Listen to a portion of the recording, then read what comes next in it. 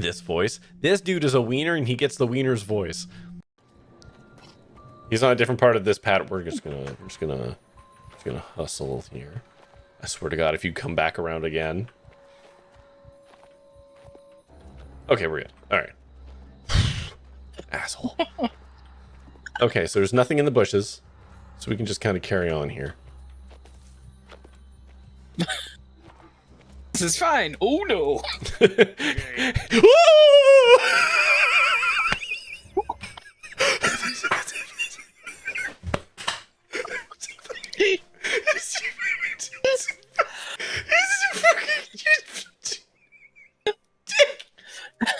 Get fucked, my guy. Oh god. Oh, my arms went weak. Okay. Hey, look, it's ad time. I'm gonna press the mirror beam and we'll be back in 3 minutes. Hold on. Jesus fuck. Happening. Oh, there's a dog here, bro. Trying to That's a bad time. Get. Oh god. Yerk. Oh no. Yerk. Oh no. Yerk. Yerk. Yerk. Oh my god. Run.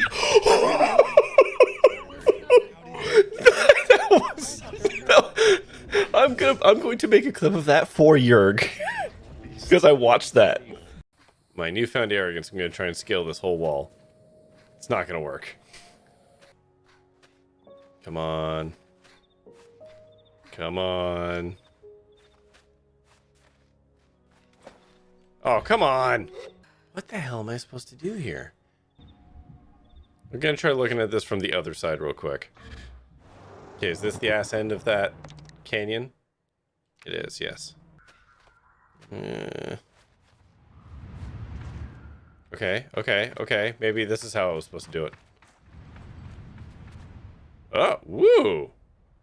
Woo! What the fuck did I just find? Hey, we found something cool.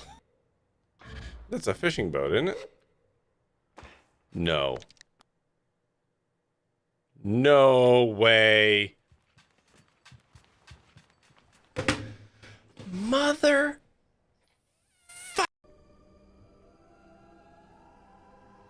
I think. Oh, we've got new power. What does this one do? What is this? The extractor grab plant branches and attach them to other plants? Oh my god. Are you serious?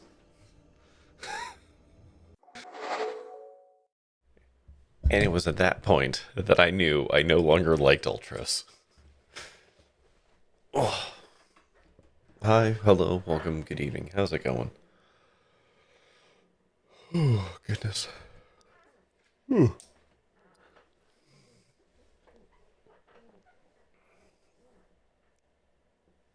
Oh. Okay. All right.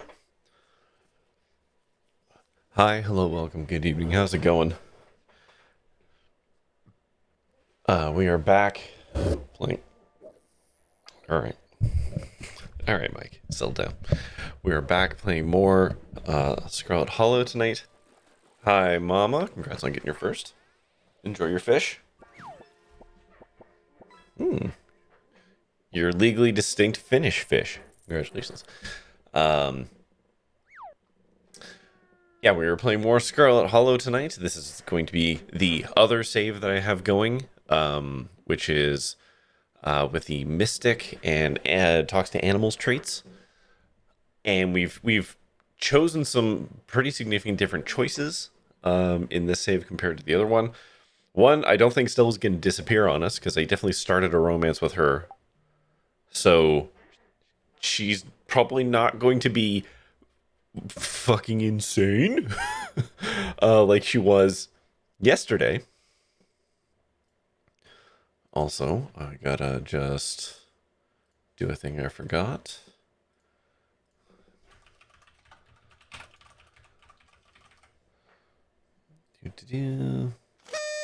Oh, that's a horn. Is that a holly horn? Hold on. There we go. It was! Hi, Holly. How's it going? It is a holly horn. Holly, I don't know how much you saw or didn't see last night. It got fucking buck wild, buddy.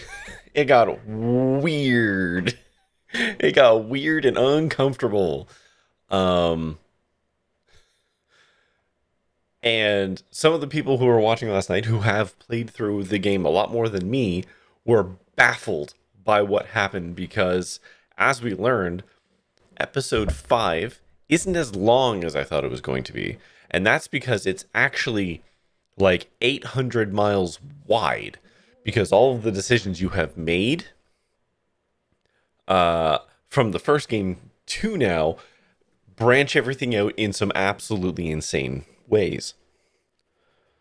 So, two of the achievements I got, hold on, Scarlet, are actually like actually a lot of mine are all 0.1s, but some of those will change as more people play. But like the what was the one I got? Toxic Yuri is like a rare option. That's good to know that this will happen to me. Yeah, the stuff you're seeing tonight, here's the thing, Holly.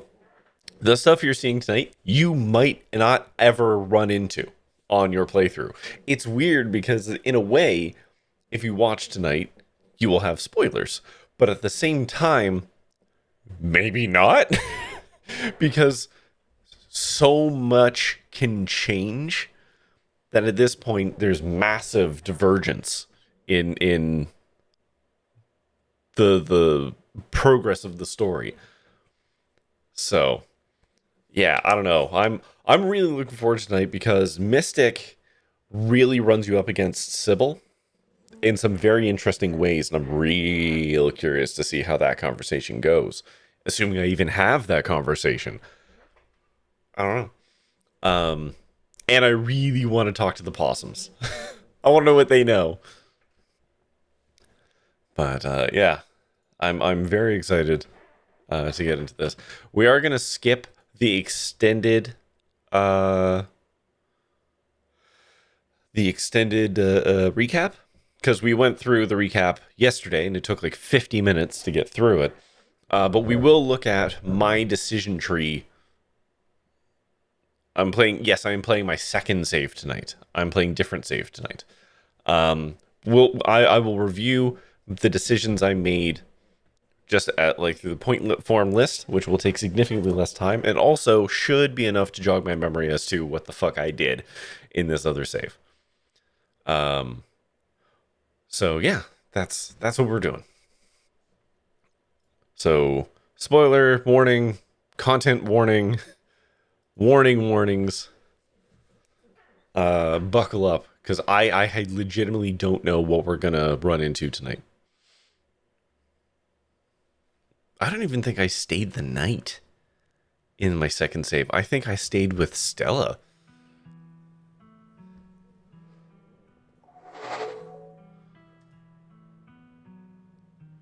Did Max actually make the content warning a command? Hold on.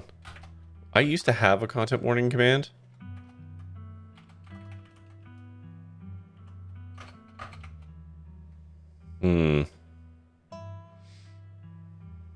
No. No, we did not. Hold on a second. I can probably do that.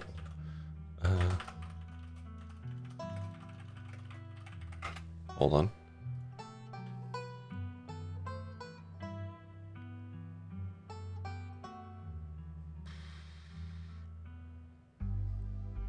That is such a full list.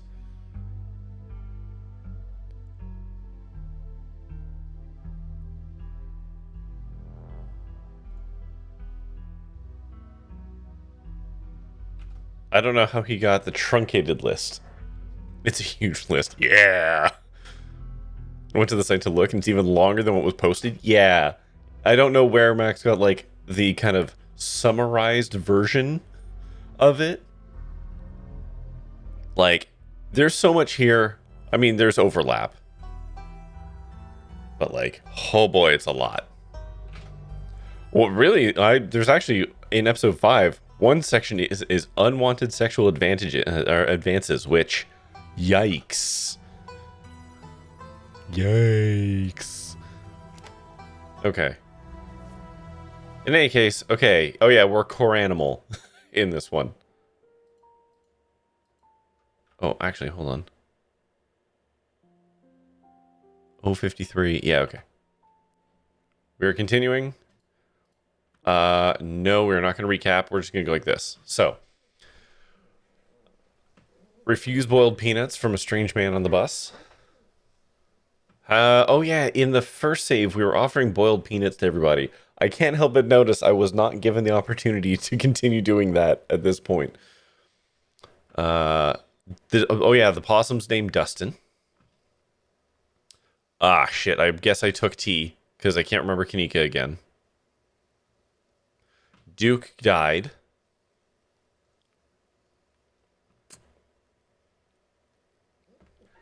Oh yeah, boot print in the garden, because I got to go into the garden. Told Avery what happened in the woods. Went with Scylla to the mines. Talked to the miners, yeah. Went after Becca and Alexis at the cost of Rosalina's safety. Yes, so in my save, Rosalina didn't die, but she has been maimed. You took the peanuts. You tried to give them to so many people. Yeah.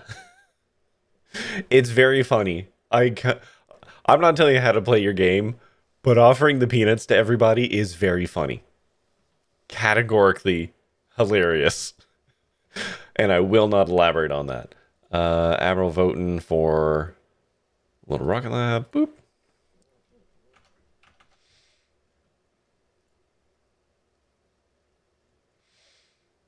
Okay, that's done.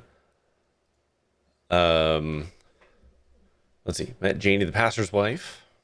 Oh, yes. Okay. Janie. Yeah, okay. So Janie who cleaned. Yeah, okay. Yeah, so the hospital had to amputate Rosalina's foot. Mm-hmm. Met Bo.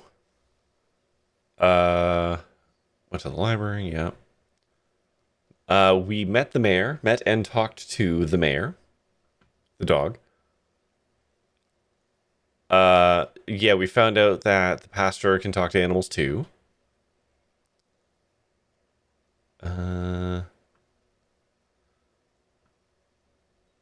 Right, Charles Shaw Jr., we did not deal with his spirit in the library.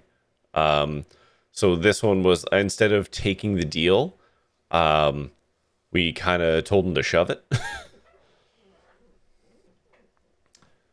Invited Tabitha and Avery ghost hunting. Yeah, so Tabitha got to witness the ghost stuff. Met Dustin's mom. Right, so Dustin and his mom live in the house now. Still disappeared. There was a goat, but we couldn't do anything about it. Yeah. So Stella's still disappeared for now.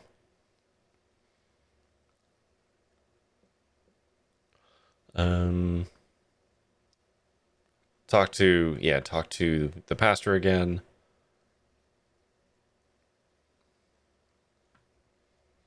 Which one was Pixel? Who was Pixel? Was Pixel Oscar's cat?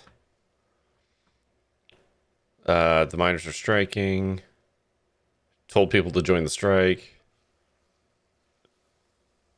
Okay. I refused to participate in the tea reading. Found that. Reese realized his mother was poisoning him and transformed into a monster. Before Reese could be dealt with, Tabitha shot him. Before he could heal, we sedated him, dragged him into the clinic's safe room. Oh, right, so he's not dead. But Tabitha did fill him full of buckshot. Right. Found Stella with Tabitha, and the three of us talked. Stella told us what happened to her parents. Stella shared her feelings with me and reciprocated. Okay, so yeah. So we have Stella at the end of the last one, as opposed to in my first save where she disappeared and apparently went fucking cuckoo bananas with Tabitha. So, hi Polka Doll, how you doing? Okay, you wake up to the sound of birdsong and to the welcome aroma of breakfast. Breakfast sizzling down the hall of Stella's intimately cozy cottage. Oh, but now I don't get to talk to the possums. God damn it. Breakfast, yeah. Noah's trying to one-up you on Megabonk. But you already got the 15 to 17. What do you care, Pokédoll? The soft cotton oversheet you're wrapped in still smells like her. The gentle morning sun shines in through her bedroom window, speckling the sheets with dazzling spots of light, warming the spot where Stella laid beside you all night. You feel like you've had a good night's sleep for the first time in days, and you know you have her to thank for it. Nice.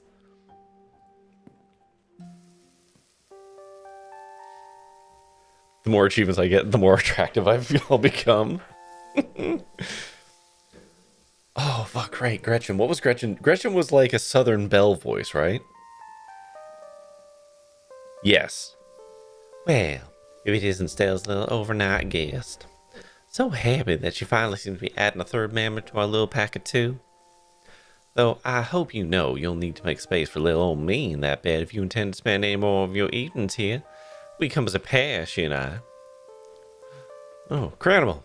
Hope it wasn't too noisy in here. I wanted to be able to get some more. I want you to get some more sleep. I know it's early.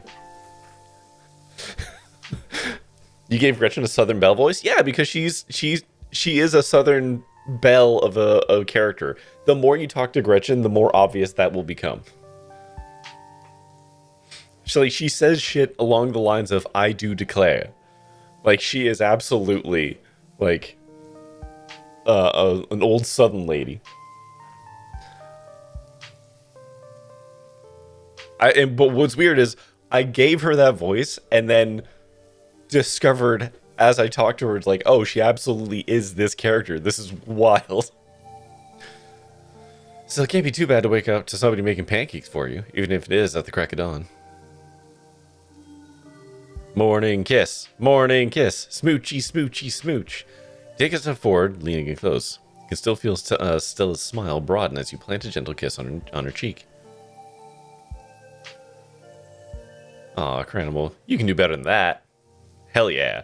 Before you can pull away, she takes your face in her flower-dusted hands, pressing her soft lips to yours. She smirks as she turns back to the pan. So Stella has more game than us. This is not shocking. How'd you sleep? Aren't I the host here? Isn't that what I'm supposed to ask you? But I slept great. I slept? I can't talk today. Somebody help me. I think I'm coming down with some kind of a cold. My nose has been runny all day, and I think my brain's just misfiring now. So, but I slept great. Of course I did. Thanks again for everything you did yesterday.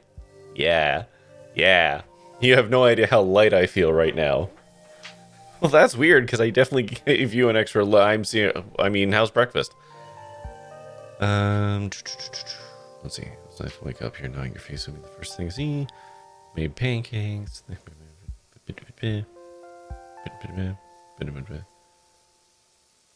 You're amazing. Breakfast is the most important meal of the day, and I wanted to make sure you today started out special. I am curious, given what we saw from yesterday, if Stella and Tabitha are still going to try and convince me to go live in a tiny fucking room. You've really been for me there this week, Corinimal. Making you food is the least I can do. Yeah, that's the last one. Let's have ourselves a breakfast feast.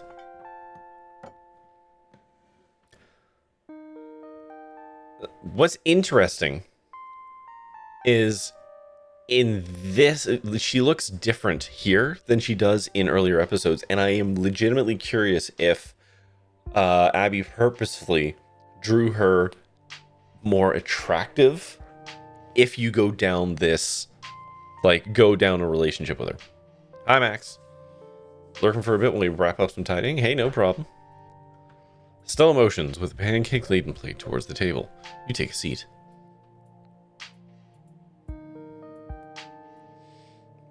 Take a bite of pancakes.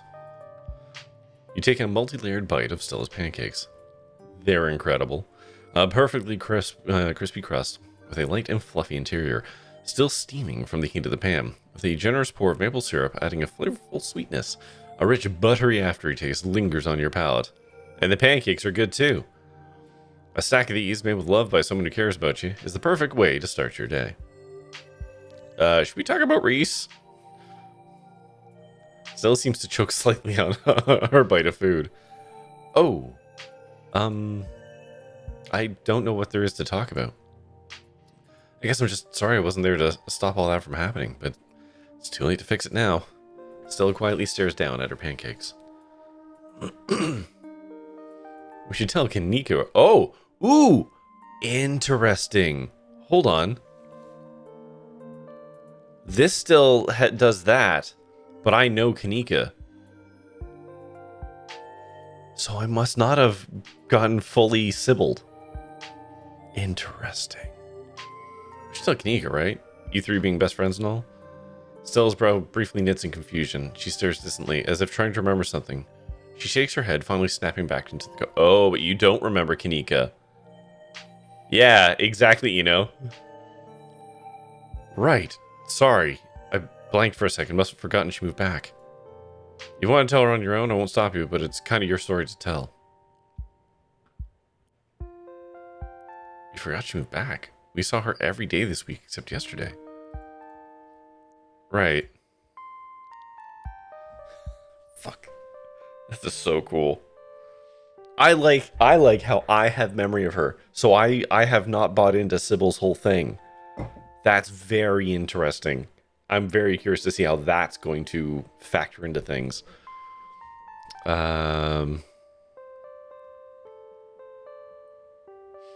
Ooh, I think we should bust into the Forbidden Wing today. Absolutely. What a coincidence. I was also going to suggest we snoop around the estate this morning. It's like we share a brain. So this Stella has not been toxic Uri'd by Tabitha. Or she's on board and hoping to lock me in that room. One of those two things. This is so exciting. Let's finish up breakfast and go. Alright, pancakes have been eaten and I am fueled up for today's activities. Let's head out. Stella stands up, Gretchen hopping down from her chair to stand at Stella's side, and the two of them lead you to the door and out into the chilly morning air. The walk through town is quiet. It's early, and though you can smell the diner cooking up breakfast for hungry miners and brewing coffee for cops to sip while ignoring the horrors plaguing Scarlet Hollow, Main Street is deserted. You and Stella feel like the only people in the world, watching the sunrise over an abandoned library. Yeah, we didn't fix the library this time around. The estate looms over the three of you, more unwelcoming than it's ever been, as if the small bit of time you spent away in a warm house, still full of the love that it built, that built it, has made the mere thought of the crumbling manor unbearable. Oh dear, I've forgotten how dreadfully thin the air is all the way up here is. However does Miss Tabitha survive at so great an altitude? Perhaps that's why she's got such a sour disposition. Do you see what I mean, Holly? Do you see how Gretchen talks? There's no other voice you could give Gretchen other than a southern dilettante belle lady. Like, there is simply no other voice.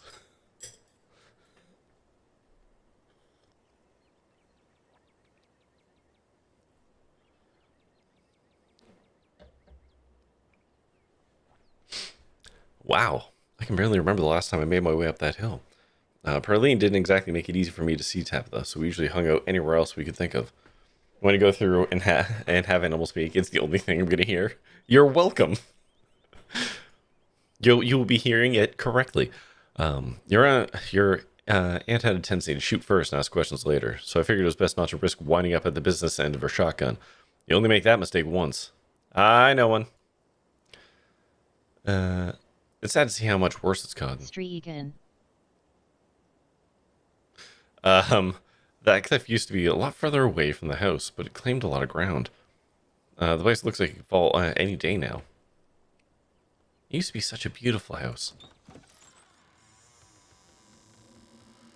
Together you cross the threshold, the ancient door creaking open to reveal the familiar, dusty foyer. Knowing Tabitha isn't here to keep you in line gives the place a new feeling. Like you've complete ownership of the place, and that any secrets it once held are yours to be uncovered. If only you can figure out where to look. Whew. You can feel how much the floor is tilting. Jeez, this place really has gone to the dogs since the last time I was here. I take offense at that. if it had gone to the dogs, there would be considerably more comfortable pillows and considerably less cat. I can smell her already. That loathsome feline stench pervades every inch of this house. Ugh, everything feels so much colder and disused. Can't believe Tabitha is still living here. I'm sure she has a lot of memories tying her to the place, but it feels like it could come down around our ears any second. So, where to first? I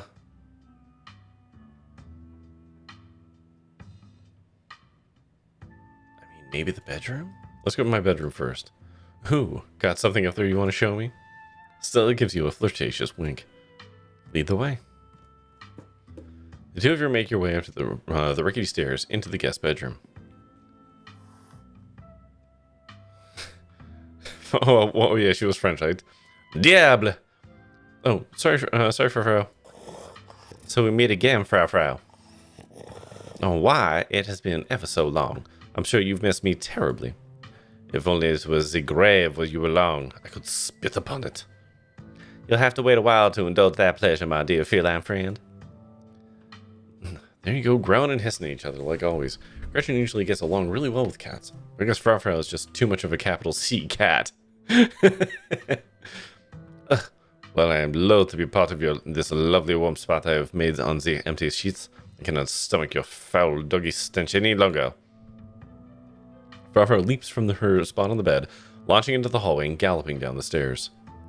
Good riddance. Anyway, if I remember correctly, this is Perline's old room, right? Tabitha really wasted no time in getting this place turned over for guests. Someone's been here. The closet's wide open and its contents have been dragged out into the room. I discovered residue smeared on some of the large boxes, giving you a hint as to who might be behind the invasion of privacy. Holy shit, that mess has got to be Wayne, right? I think I'd know if he were that messy. Ooh, mystical. Yeah! You see this is Perline's old room? I knew someone died in here. Tabitha was so dismissive when I brought it up. Perline did die in her sleep, so one can assume. Maybe Tabby just didn't want to talk about it. It's okay. Now you can just sleep in my bed for the rest of the week. If Tabby gets mad, oh well. She shouldn't have made you sleep in a dead lady's bed without even telling you. Check on Dustin. You make your way to the dresser, pulling out the drawer to check on the little possum and his mom. But they're gone. You rifle through the nest you made for them, but no possums lurk within. It's just an empty drawer. Oh no! Oh, are you getting changed? I can give you some privacy, or not. Whichever. Good grief. It absolutely reeks of possum in here.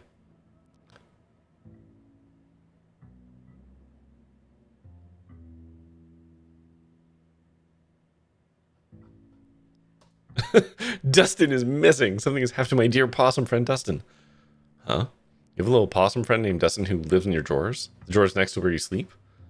I am sorry your little friend wandered off. Possums are very cute. I can understand why you'd worry. I guess Frau probably spooked him.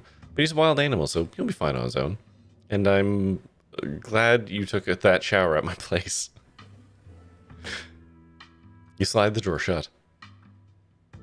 Okay, the closet wasn't like this yesterday. So your room's been tampered with. All the more reason to check it out. You and Stella across the room to investigate the open closet door. Oh, interesting. Because we weren't hucked in there, it's just being left open. The back of it hangs slightly ajar. It looks like it was never a solid wall at all, but rather a door, previously hidden behind the pile of boxes and papers that was dragged out of the way overnight. There's no doorknob, only a small circle of metal where a doorknob would be, punctuated with a keyhole. Is that a hidden door? Yes, I knew it. I knew there was going to be hidden passages. Stella whips out her camera, nearly fumbling and dropping it in excitement, but she regains her steadiness, aiming into the gloom of the closet at the sliver of light from the room beyond. Stillers, you are not going to believe this. We're here in the Scarlet Estate, trying to get to the bottom of what exactly is going on around town, and we've just uncovered this hidden door in Cranimal's closet.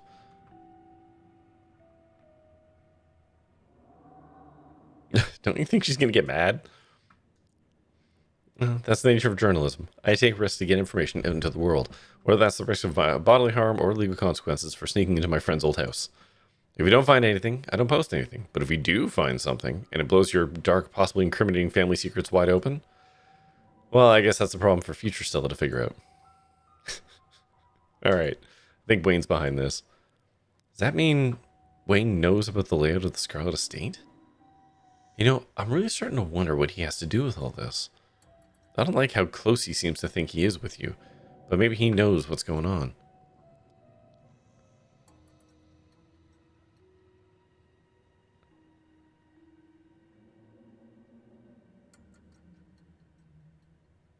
I guess we found our way in. There could be anything on the other side of that door. Some kind of unspeakable monster, maybe a devious trap, or perhaps the answers to the mysteries that have been plaguing Scarlet Hollow. Or it could just be a boring room, and all this build-up will have been for nothing. Only one way to find out. Stella steps forward, filming as she dramatically opens the door, its hinges creaking appropriately. Together you enter the forbidden wing of the Scarlet Estate. The room you find yourself in is mostly barren, with no real furniture to speak of. Wallpaper is peeling with neglect, and the floor tilts uncomfortably beneath you. Already you can see why Tabitha would be so intent on keeping you out of these unused rooms.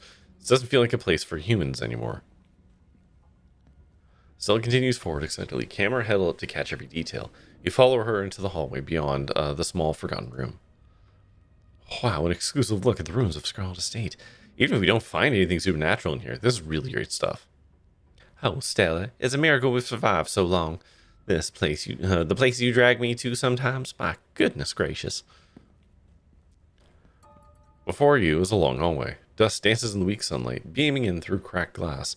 A tinge of mildew stings your nose, warning you away, though there's nowhere else to run now.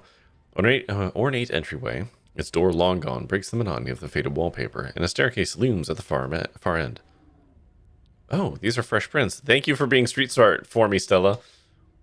She zooms in on what you now notice is a faint trail of human footprints along the dusty floors of the hallway. Oh, those prints belong to that vile shell of a man. I'm certain of it. His scent is unmistakable.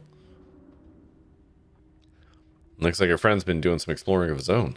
I have to be careful. I'd rather not run into him while he's sneaking around down here. Okay. Let's see what we can get out of this again.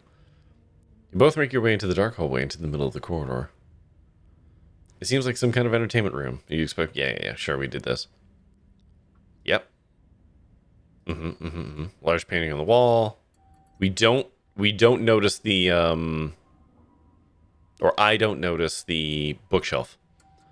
Jeez, it's a miracle any of this is still standing. Tabitha should really think about moving before this half of the house decides to finish falling off the cliff. This room makes my nose tingle, and not in a pleasant sense of the word. Stella excitedly films B-roll of the ruined parlor. Something else catches your eye, too. A bookshelf. Oh, okay, never mind. We did find it. Its sagging shelf reveals a sunless space beyond. Cool. It seems that Stella has spotted it, too, as she turns her camera towards the dark entryway. A hidden room. Oh, man. Fans are going to love this. Okay, first look at the painting. Hopefully Stella can give me a bit more information about it. The painting highlights a number of old buildings and locales, many of which you've already visited. Town hall, estate, mines, clinic, and the church, and there's somewhere you get to see the historical Callaway or Tremaine homesteads. Oh, that'd be our little town. Ooh, there's a plaque under it. In commemoration of Enoch Scarlet, head of the Scarlet Hollow Landmark Revitalization Project. Let the past never be forgotten. Oof. I feel like writing something like that is just asking to wind up gathering dust in a neglected room like this. Let this be a lesson to all my viewers looking to immortalize their life's work. Hi, Chucky. So, all two of you, maybe. Okay. I was hoping to get a bit more information out of that, but alright. Camera. Off we go. Stella takes you by the hand, her firm grip leading you lending you a sense of security, even though you both step over the wide gap of the floor. Together, you duck between the shelves, stepping over water-damaged books and into the darkness of the hidden room. The space is dark, its features barely illuminated by a faint light trickling in through the myriad of cracks and holes in the walls. The wallpaper, a deep, exquisite red, adds a blood-like glow to the dimness. The walls are lined with... Okay, this is all the same. Sure. This room stinks to high heaven, and it's a lively stink, not like the dead stink of the rest of this awful house. Unless my nose deceives me, I do believe there's some kind of wild animal in here. A possum, if I had to hazard a guess. If anything tries to lay a single paw on my Stella, they'll have hell to pay, mark my words. Gretchen barks out at the rest of the room, attempting to intimidate whatever she smells. Shh, Gretchen. We wouldn't want anyone to find us here. Who knows? They might try to seal it back up. Montadilla style. Nice. Gretchen quiets down, but that doesn't stop her from thoroughly investigating the space. This is it, Stellars. The kind of find every urban explorer hopes for. A hidden room, locked away in the Scarlet Estate, full of weird artifacts and keepsakes no one was ever supposed to find. They weren't counting on a couple of investigative documentarians like us to go looking, but here we are, about to blow your family's sordid past wide open. Is documentary, is that what YouTubers are? It's what this YouTuber is. I've been thinking of opening, with that instead of the YouTube thing. Then I wouldn't have to explain what YouTube is to any old people who ask what I do for a living. Not that old people around here don't already know all about it and have YouTube accounts just so they can follow my channel. But you know, hypothetical future old people I might meet. Okay, check the desk. So we're not going to find the notes in this desk. Presumably. You step towards the desk. Maybe there's something worth finding. Okay, top drawer. The top drawer more, yeah, the writing stuff. Underneath you find a pile of crumbling financial documents, yeah. A picture of Enoch.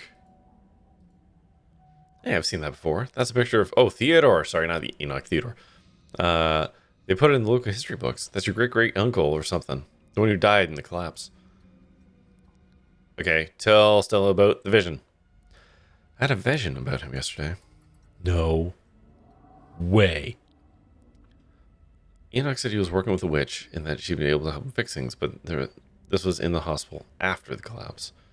He didn't die in the collapse. He and Enoch talked in the hospital afterwards, said he was supposed to come home. This one. Stella focuses the camera on you as you explain the vision you saw yesterday. She's clearly shocked by this revelation, drinking in every word, eyes growing wide. A witch? And then somehow they managed to convince the whole town that Teddy died in the collapse? But if he didn't, and some witch was involved. Sounds to me like your family is a lot more than just Charlie Shaw's skeleton in their closet. Close the drawer, so yeah, we don't get the notes. Bottom drawer. The bottom drawer offers some resistance as you try and pull it out. It seems that it was locked, though the bit of metal attempting to hold shut seems to have rusted to the point of uselessness years ago. Gives in with a sharp tug. Okay, interesting. Yay! You're surprised to see familiar faces staring up at you from within a nest of odd glass files. Going mobile to lurk so I can just be in bed? Work 10 hours today? Ugh, gross. That's gross, Holly. I'm sorry. Absolutely. Go lurk. And also, coincidentally, play this game. Vermin, let me at them. I'll tear their little throats out. Gonna do it again tomorrow? No, Holly. Bad Holly. Don't do that. Whoa, hey, calm down, Gretch. We don't need you getting riled up right now. Please no kill. Dustin already dead. Dustin and Dustin's mom play dead. No, Gretchen. Dustin and Dustin's mom are my friends. You don't need to fight them.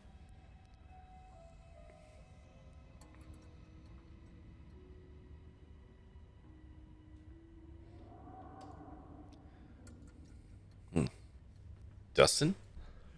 Why, I don't know you went around befriending every disgusting little wild animal in town. I was unaware associated with someone of such low breeding.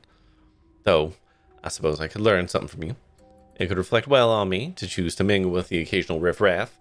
One shouldn't be too unkind to those who are lesser, even if it means I must put up with such odorous beasts as these. Like I said, she's a southern belle. Yes, and I will somehow find in my heart to look past this. I am a lady, after all.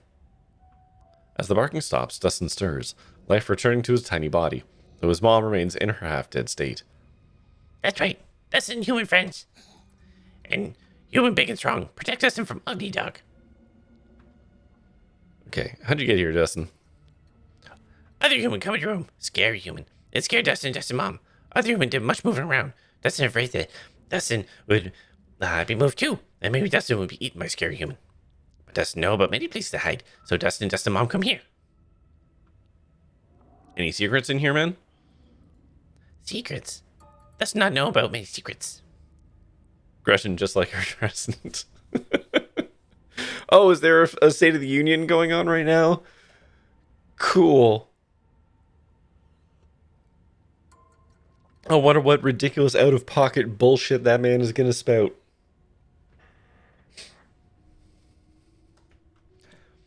Other secret Dustin know is stuff that look like food in other small house, not actually food. And I'll stop Dustin from trying to eat, though. Go turn into food when Dustin's not looking. Can I pet you? Dustin appears to think about this, glancing at the form of his pseudo-dead mother, then back to you. Okay. You carefully run a hand along Dustin's back, rubbing him gently between the ears. He closes his eyes, seeming to enjoy the interaction as much as you do. He feels oddly greasy, and his fur is coarse and thick, but his tiny body is warm and comforting beneath your palm. Lots of anti-Somali racism to go with the usual BS. Oh, cool. Cool. Cool.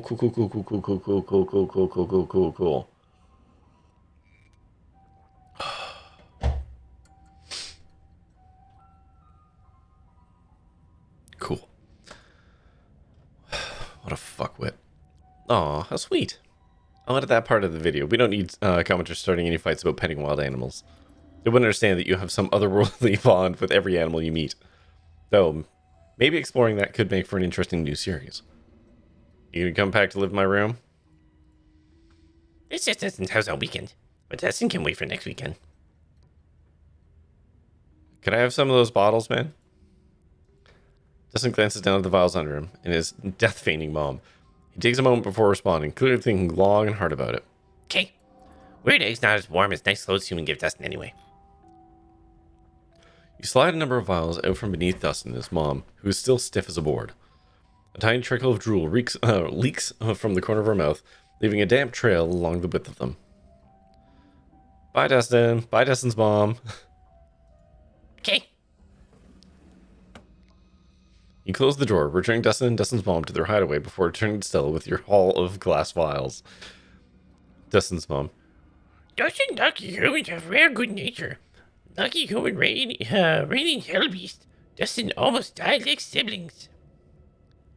Petting Dustin deserves an achievement. I agree. I have been robbed.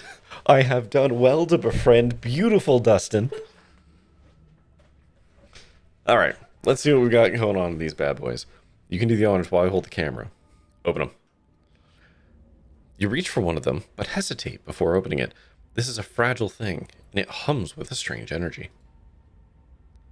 You close your eyes and focus on that hum, and, to your surprise, at the back of your mind, you hear it. You begin to read the contents to Stella out loud.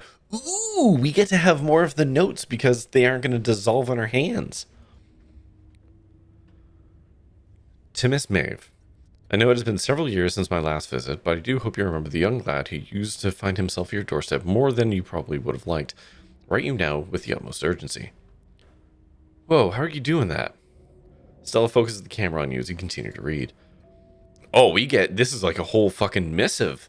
Oh, I thought these were little notes. I'm not sure if news has reached you yet regarding what transpired just yesterday. Many lives were lost. The town is in a frenzy. I hope to mitigate some of the damage that has been done, and thus must speak with you at once. I attempted the journey to your place of residence, but was unable to locate it. I don't think you're the pranking type. Or, sorry, I don't think you're the pranking type. You once told me of another way to reach you, and though it seems nothing but a half-remembered fantasy, I'm acting in desperation. I can only hope this letter finds its way to you, as you once said it would be in my hour of need. I must meet with you at your soonest convenience. Sincerely, E.S. Stella snatches out one of the vials from you and closes her eyes, her face scrunched with intense concentration. I got nothing. And then she pops it open, and the smell of an old pond wafts across the room. She wastes no time removing the paper within and unfurling it. These papers smell so strange, like the woods at night or old leaves. I would be able to pinpoint it better if not for the overwhelming reek of those filthy possums. Holy shit, that's exactly what it said. How? And then she's interrupted as the paper dissolves into pulp, as if it only just now realized, yeah, okay. Okay, I guess we're not popping these open. Seriously though, how are you doing that? I don't know. It was like it was talking to me. bee speak and glass speak. Some people really do win the genetic lottery, huh? Stella sighs. Yes, it's got to be Enoch Scarlet, and that Maeve could be the witch he was talking about in your vision, the one who could fix their problems. You should read the rest. You reach for another. Miss Verena. Verena? I still don't know if it's Verena or Verena. Trouble with T. Your presence requested at once. Verena. So her name must be Verena Maeve, which is the witchiest fucking name, may I say.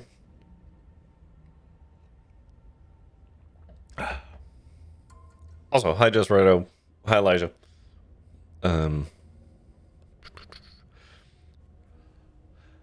Verena, know what you tried. Do not appreciate the attempt at subterfuge. Thought we both knew what was at stake here. The boy's been dealt with. Expect me in the evening for an in-person discussion. Maybe this is just residual ghost possession feeling talk, but it kind of seems like he's referring to the whole Charlie situation.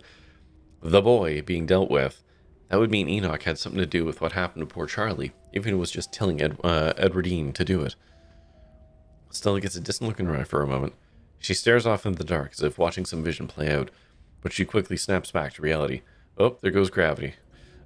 Shaking herself out of it as she continues to rifle through the letters. And the addressee changed. First Maeve, then Verena. Okay, so they're different people? The weirdest part about all this is that these are just in his desk. They're not even an address written on them. That must mean they weren't sent, right? Yet she was clearly getting them somehow. This is so juicy. What are you oohing at, Eno? You continue through the last few. Many seem unimportant, just listing a time and place. You assume meetings between Enoch and whoever this Verena might have been. Putting the notes in the spring water. Yes, the water is very specific.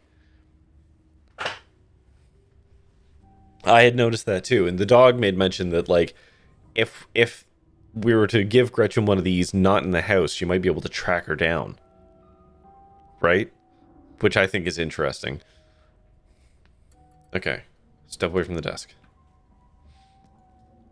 Alright, go back out to the hallway. Time to go upstairs.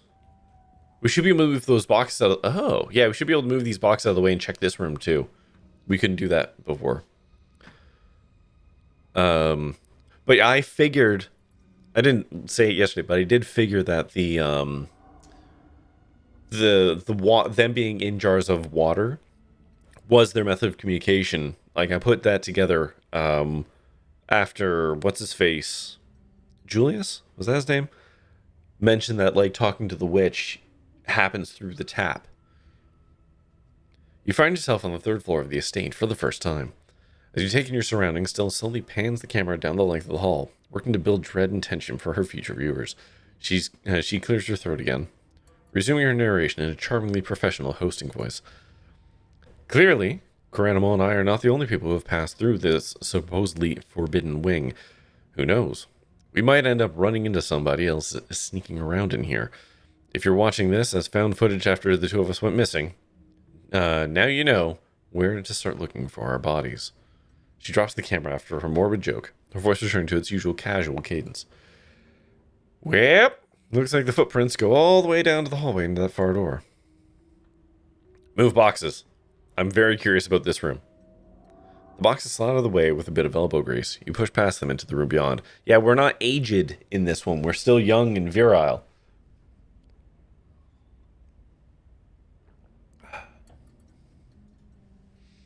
You didn't catch the first room? That's the one we just put together now. I wonder if Maeve and Verena, after she ate her daughter, maybe? That's certainly possible.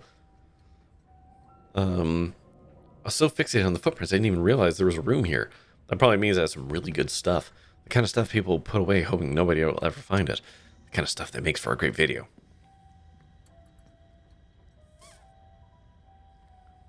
Whose room is this? The room is cold and empty. The large antique bed is made, its sheets ancient and dusty, but still somehow giving off the feeling of tidiness, even with cobwebs stretched between each corner of the four-poster frame. Okay. This might have been our mom's room? You step towards the desk, its drawers practically overflowing with stationery. You start opening drawers. Each one's filled with paper, stacked haphazardly, practically spilling out as you attempt to dig through for anything important. Oh, there better not be any more vermin in these drawers. I've had just about enough uncivilized creatures for today, thank you very much. All these bills and receipts are in Edwardine's name. Guess we know whose desk this was. The rest of the room is so neat and tidy. It's amazing that her drawers are such a hoarder's nest of old paper. Edwardine. Oh, okay. So, no, not our mom. This is Enoch's daughter, who I think was our mom's mom or aunt or something like that. I can't quite remember the family tree, but it's something like that, right? But I wouldn't be surprised if the Scarlet Leas have always been like this, pretending they have everything together on the surface, then being a total mess on the inside. Sounds like Tabby to a T. Oh, don't tell her I said that. When you reach the bottom right drawers, you find something entirely different. Greeting cards, letters, small wrapped packages, some open, some sealed, some crumpled into messy balls. You open one of the cards. Both pages are taken up by a handwritten note. Tabby, hope you're doing well. Not a day goes by that I don't miss you. Hope Perline treats you to your best Christmas yet. I'm not sure what sort of doodads you're into these days, so I sent a little something that made me think of you. Oh. I made sure they were the best shells of the bunch. Not sure how rare any of them are, but they're awfully pretty. They still got that beach smell. Make sure you put your ear up to them too. Doesn't compare to the real thing, but it comes close enough. And in case you think this makes me a cheapskate, I made sure to send along a little cash too, so you can get yourself something a little nicer than glorified beach trash. Make sure you get Perline to take you to a nice toy store, because that's where I'd take you if I was there. If you get the time, I'd love to hear from you. I miss you so much, Tabby, and I'm always thinking of you. You can come visit me anytime, and you've always wanted to see what it's like out east. I've made sure to write out my address on the back of this card, just in case you didn't know how to get a hold of me. Been missing you, my incredible, wonderful, amazing daughter. Oh. Oh. Oh. Dad. Oh my god. Stella lowers the camera, averting her gaze from the deeply personal letters. Tabby said her dad never tried to get in touch, that he just abandoned her. You pull out another, from closer to the top of the pile. Happy birthday, Tabby. It's me again, your old dad. So the big 2-0. Can't believe my daughter is such an adult. In my mind, you're still that bouncy little kid doing cartwheels on the front lawn. Telling me what various sounds animals make, like you're the professor of animal noises. I have no idea if you read these, but I'll keep writing them, even if sometimes feels like I'm writing them to a ghost. I mean, we haven't spoken in almost 15 years. You're a whole human being now, and I have no idea what you're like. I'd like to think we'd get along, though. As always, my address is on the back. I hope you'll decide to come visit me one of these days. I've got a guest room all set up just in case. It's always ready for you, kid. I love you, and I always will, no matter who you turned out to be. Love, Dad.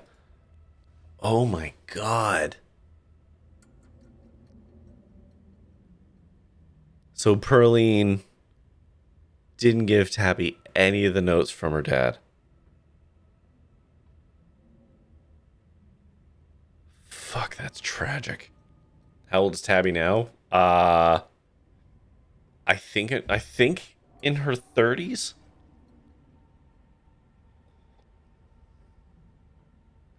I don't know though. If Just Right or Elijah happen to know that, that's information that we can work with here. But kind of looks like Edwardine and Perline were keeping these from Tabitha on purpose for practically her entire life. I don't even know if we should tell her. I mean, there could be a good reason, right? Like maybe he was awful and telling her would just be painful and dredge up bad memories, but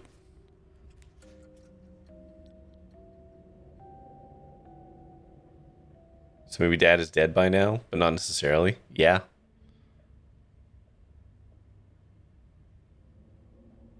For all we know, he's dead or he sucks.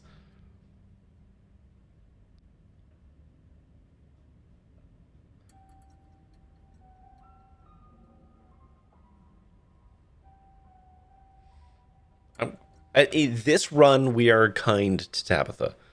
So just so people are aware of the differentiations between the first run and the second run. in the first one, we are not very kind to Tabitha because everything she says and does sucks. In this run, we are nicer to her. Slightly older than still in the PC. Okay. I guess that kind of makes sense. But in this run, we have a much kinder eye towards Tabitha. Yeah, you're right. She has to know the truth. Yeah, we'll take some of those with us. Explore. You make your way to the closet. It is as lifeless and as tidy as the rest of the room. Seems Edwardine kept things neat and orderly, or at least neat and orderly as she could, considering the decaying state of the place. This looks to me like Perline would go shopping for Tabby's clothes. It's exactly the sort of thing she wears. In fact, I'm pretty sure I've seen that dress before. The only thing here, besides her clothes and shoebox, is a shoebox shoved off to one side. You pick it up. Child-size overalls, striped shirts, a small pair of trousers with suspenders still attached. One of those little sailor suits boys from the 50s were always wearing. She could be in her 30s. Nobody got drained in this run. We couldn't convince Tabitha, and we weren't going to do it. So nobody did, which is why the library is still abandoned. The remnant is still very much occupying the library. Boy's clothes. That's weird. When was the last time a boy was born into the family? Other than you.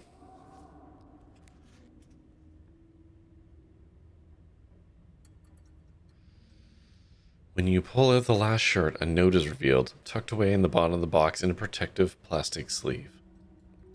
It's scrawled in almost illegible handwriting, written in some thick brown watery ink that's cracked with age. Mommy, I am here and I love you. I'm here too, and I love you. What the? Even through the shiny stuff, I can smell the blood, and it isn't nice smelling blood either. Put that foul thing back where you found it before it sends me into a frenzy.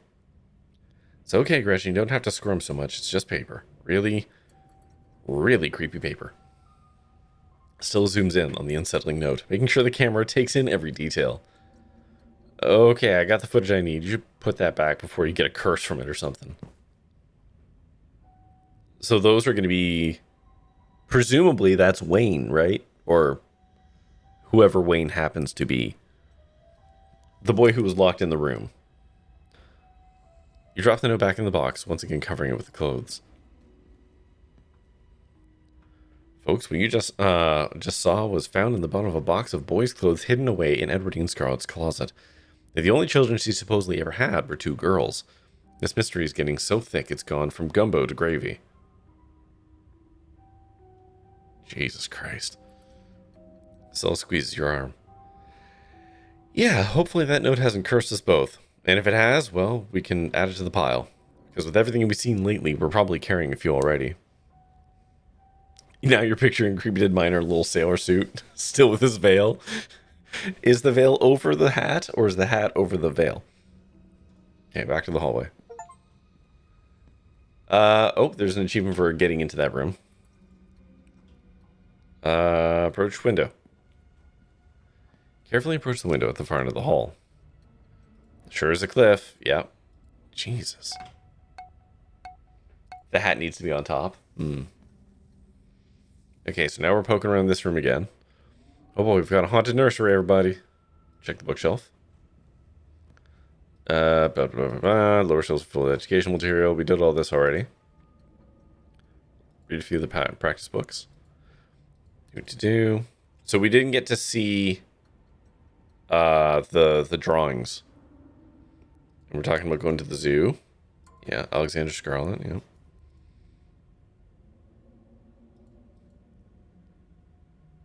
You talked to the boy in the wall. The boy in the wall? Are you kidding me? People are going to think I planted this or something. It's just too creepy. Hold on a minute. The little boy's clothes, the note, now a boy in the wall? Things are starting to add up. Okay, return to the hall. Okay, ads are going to start really soon. Hey, hold on. This encyclopedia has something sticking out of it. Ah, okay. So she... Yeah, so... I believe Stella's characteristics are she has keen eye. Because she seems to be kind of taking on that role, and she's noticed things that we haven't. So it seems like Stella has keen eye. So we're talking about the drawings here. Yeah. Okay. We'll pause right here. Ads are going to start real soon, so now's your time to go get yourself a drink, a snack, go to the washroom, scream to a pillow, stare into the middle distance. Contemplate this very obviously happy home life that everyone had, and we will be back in like 3-ish minutes. So hold on.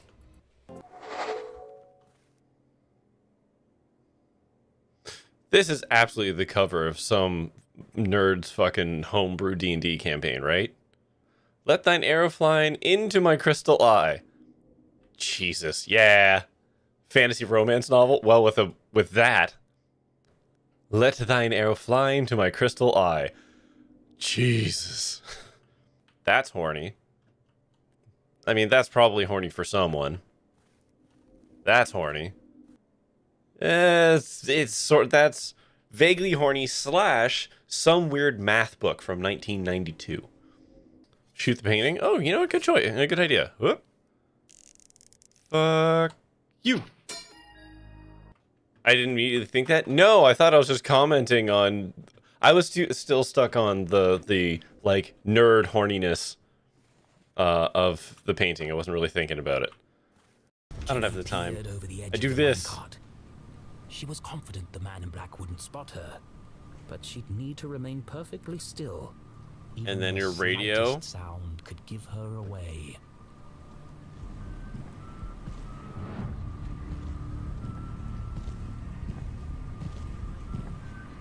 Almost in the clear. And then Just a few more seconds of absolute silence.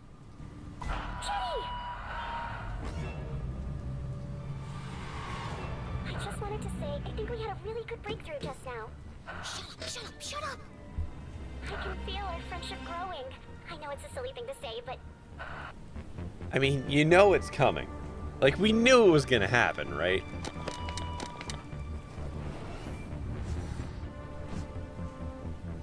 Fucking Susie. Too good and pure for this world. Are you trying to get me killed? Okay, good. Sorry. I just wanted to let you know I'm here for you whenever you need me. That's very nice, Susie. But none of that matters if I'm dead. Don't call me, I'll call you.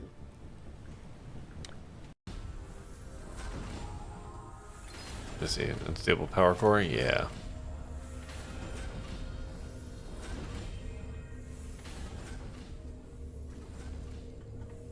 Now, how to get an energy cell through that wall? Fucking huck it, man. Peace. Fuck. Let's try that again. No? Should be a pair. There should be a pair in the armor box. You don't have to make another one. Okay, cool. One more follow-up question for TGC's sake. Where's the armor box? For It's the box TGC's that sake. says armor. Don't you threaten me into this. Do you know where the armor box is? It's the box labeled armor. Fuck, it has a name. God. One of them I says even armor beeped. on it. Fuck. I'm sorry. Are you not talking to the organization bitch from I didn't know you could label them. You don't even know. Man, I got foisted by my own petard so fast. So fast. You God did, buddy. damn it. Okay, I put my shitty pants back on, and I'm just fully eating humble pie today. Okay. But Yeah, get fucked. He's just being a delicate I say, stop right there. What's the matter? Don't you dare act the innocent. You're trying to steal that book. Who, me? Steal a book? I don't even know what the book is. They're always the worst. Anyway, I can see it. If you want to borrow a book, be good enough to come over to my okay. desk first. 1 hour later. But then I met my husband here at the university. You married someone. He was working on his doctoral thesis at the time, and, well, you know how it is.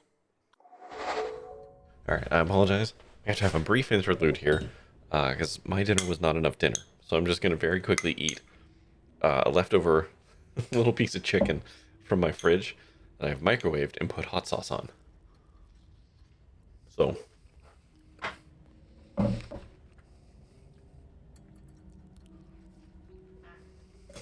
really hungry.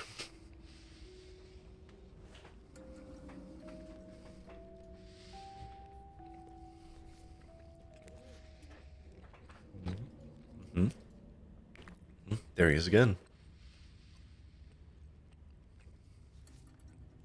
Okay. Okay, back to the farthest room. Where in the world have you taken me? This place is pure evil. Okay, Gretchen, it's just a big empty room. There's nothing to be scared of. It pains you to stand in this space. Emotions hang over you, strong, oppressive, and overwhelming thoughts that threaten to fill your lungs. You don't feel death here. You feel something worse, a deeper loss, one that's left a wound that has refused to scar. You can't help but fixate on the carpet in the center of the room. The corner is rumpled, as if it recently been moved. We didn't notice the carpet last time. We saw the abattoir. Oh shit. Oh shit, we're getting different details.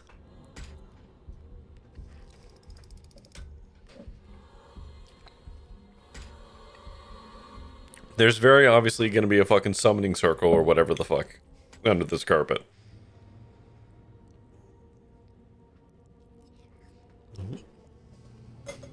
Mm-hmm. Mm-hmm. Mm-hmm.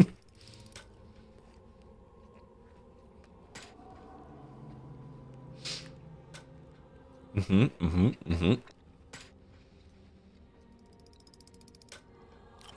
So there's like all the sigils that we found in town.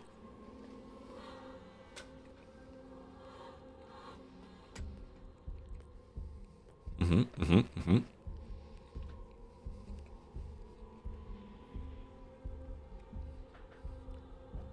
Is this some kind of magic circle in the Scarlet Estate? Whole town's the larger circle? I mean, we haven't seen a map of the town, but it would not surprise me if the buildings that are occupied create a circle around where we are. Clearly, Enoch was pretty serious about this whole occult thing. This is about as occult as you can get, right? Because they did this and he built up the town, right? Oh, he was part of the restoration group. So yeah, he might have found old buildings and restored them and put these things in. You're too far drawn into the trance to respond still, or even to pay much attention to what she's saying. Your gaze crawls across the intricate details unbidden. The serpents wrap around the staff and give you flashes of the room behind the morgue. The darkness that swept through the house once into the darkness that swept through the house. Excuse me. Once it had been uncovered. The fist and chain makes you feel like you're back at the claustrophobic confines of the mine, surrounded by an angry hammering. The horns have the same nightmarish dreamy feeling of the world constructed by the furious ghost of Charles Shaw Jr. The others are new to you. The feelings they emit are less intense, giving only vague impressions of what you might be tied to. Hold on.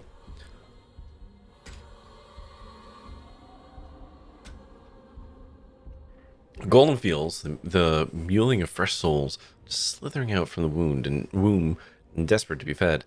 None of that rings like bells in your mind, calling you not towards it but away from it, pushing you from its threshold and into the darkness.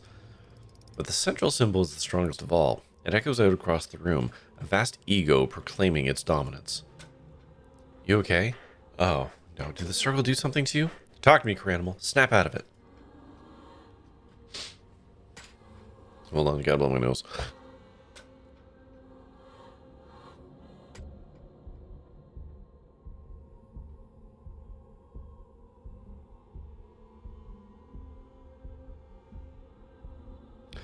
A bell chimes, not calling me, but pushing me away, and there's a field somewhere, torn by hunger and...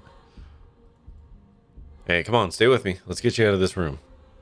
She flashes you a confident smile, her eyes shining as she meets yours. Her faith in you is unwavering. Still crosses the room, training the camera on the door on the far left side. Like the way you entered, it too has been left ajar, as if inviting you to explore what might be behind it. This room is going to make mystical me wicked uncomfortable.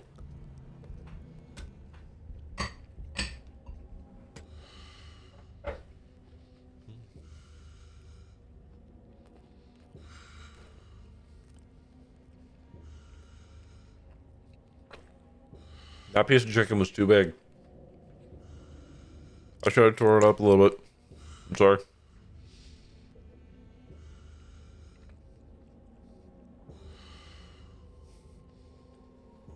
I've made a mistake.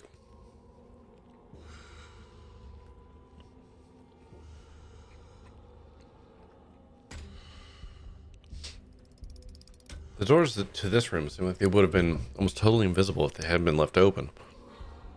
There aren't handles or anything, just keyholes. So it's gotta be a hidden passage. Amazing. Your family really pulled out all the stops when it comes to creepy stuff. Just wait.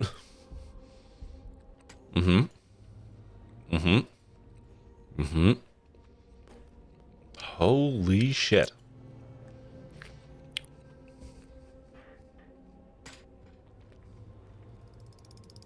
Okay.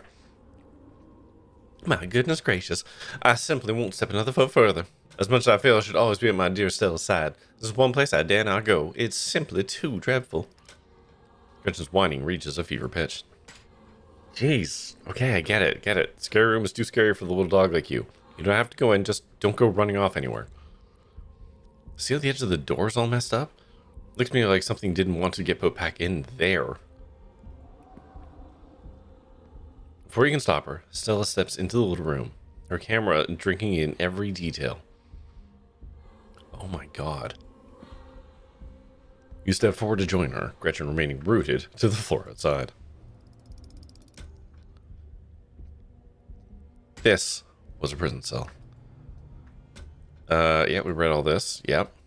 The doll. Look at all these scratches in the walls. Did a person do this? I can't imagine how much it would have hurt. It stinks too. Like nothing I've ever smelled before. I've been in the sewer drains that smell better. Tabby. What happened here, Cranimal? What the hell happened here?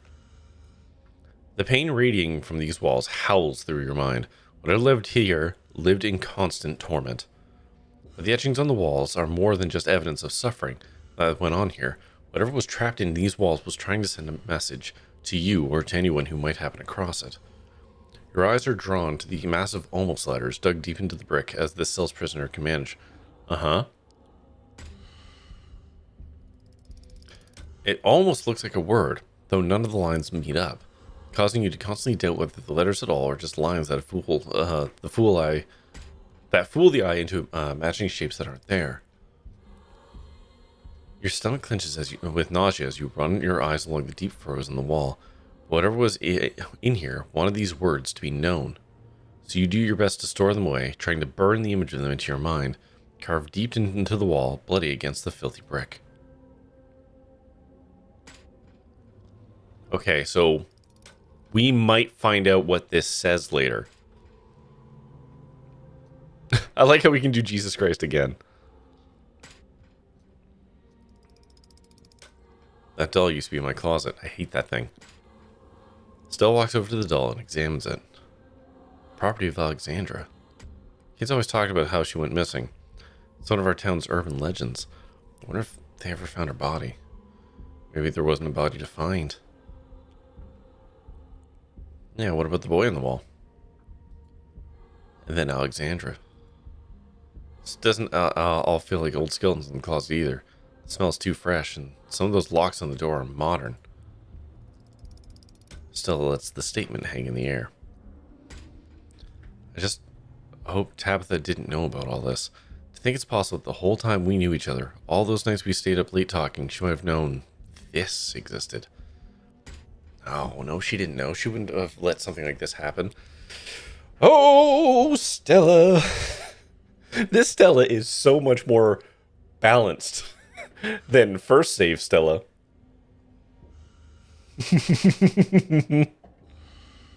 Exactly, you know.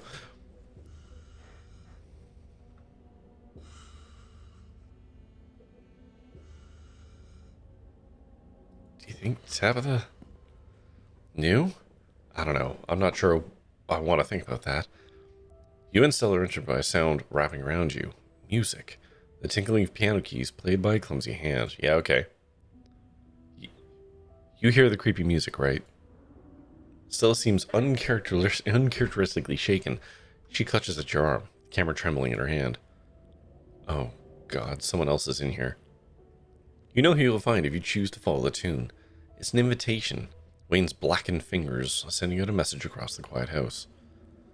The two of you stagger back into the hall. Oh, I didn't take the doorknob. You think it's him? Wayne? Stella seems to swallow her momentary fear, straightening back up and letting the light return to her features. If it's him, he could have information. He seems like he knows a lot about what's going on in town. Who knows? Maybe he's more willing to talk now that we found all those secrets your family's been hiding. Finally, the two of you have finally removed yourselves from that wretched place. That means it's time to go now, yes? It's time for all of us to leave this awful place.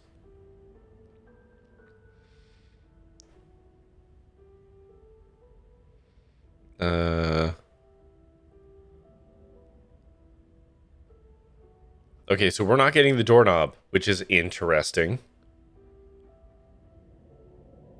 There's no way to go back in and get it. Let's go. Wayne clearly settled this up for you to see. It's only right you hear what he has to say. Okay, let's go. Come on, Gretchen. I'll carry you. Stella scoops up Gretchen, the pug visibly shaking with fear. This place seems to have instilled in her, though Stella's comforting grip seems to ease the poor dog's spirit. That's right, my little old lady. Nothing bad happened. Besides being shaken to my core, I guess, but nothing physical. We're just seeing one scary man and then we're leaving. Thank goodness we're finally getting out of this place. I don't know why Stella insists on visiting such dreadful domiciles, but at least she has me to protect her if things ever go awry. Her grip is firm and warm and reassuring, and together you make your way down the hall to the source of the eerie music. The stairs take you into what you have to assume was once... Yeah, so the servants thing persists through. Open the door. You're at the end of another long corridor. Its high ceilings and tall windows are almost disorienting. Yep. You make your way out into the side rooms. And there he is. Yep. I hoped you'd come alone. Well, you'd better get used to seeing me around, because your days of harassing Cur Animal are over. From now on, you'll have to harass the both of us. That's all right. You can enjoy your slattern. You and I are already bound by our fates. You need to come to understand that if you expect to help anyone, yourself included. You're running out of time. He slips away into the shadows. Oh, wow. Interesting. A lot less information there. Interesting.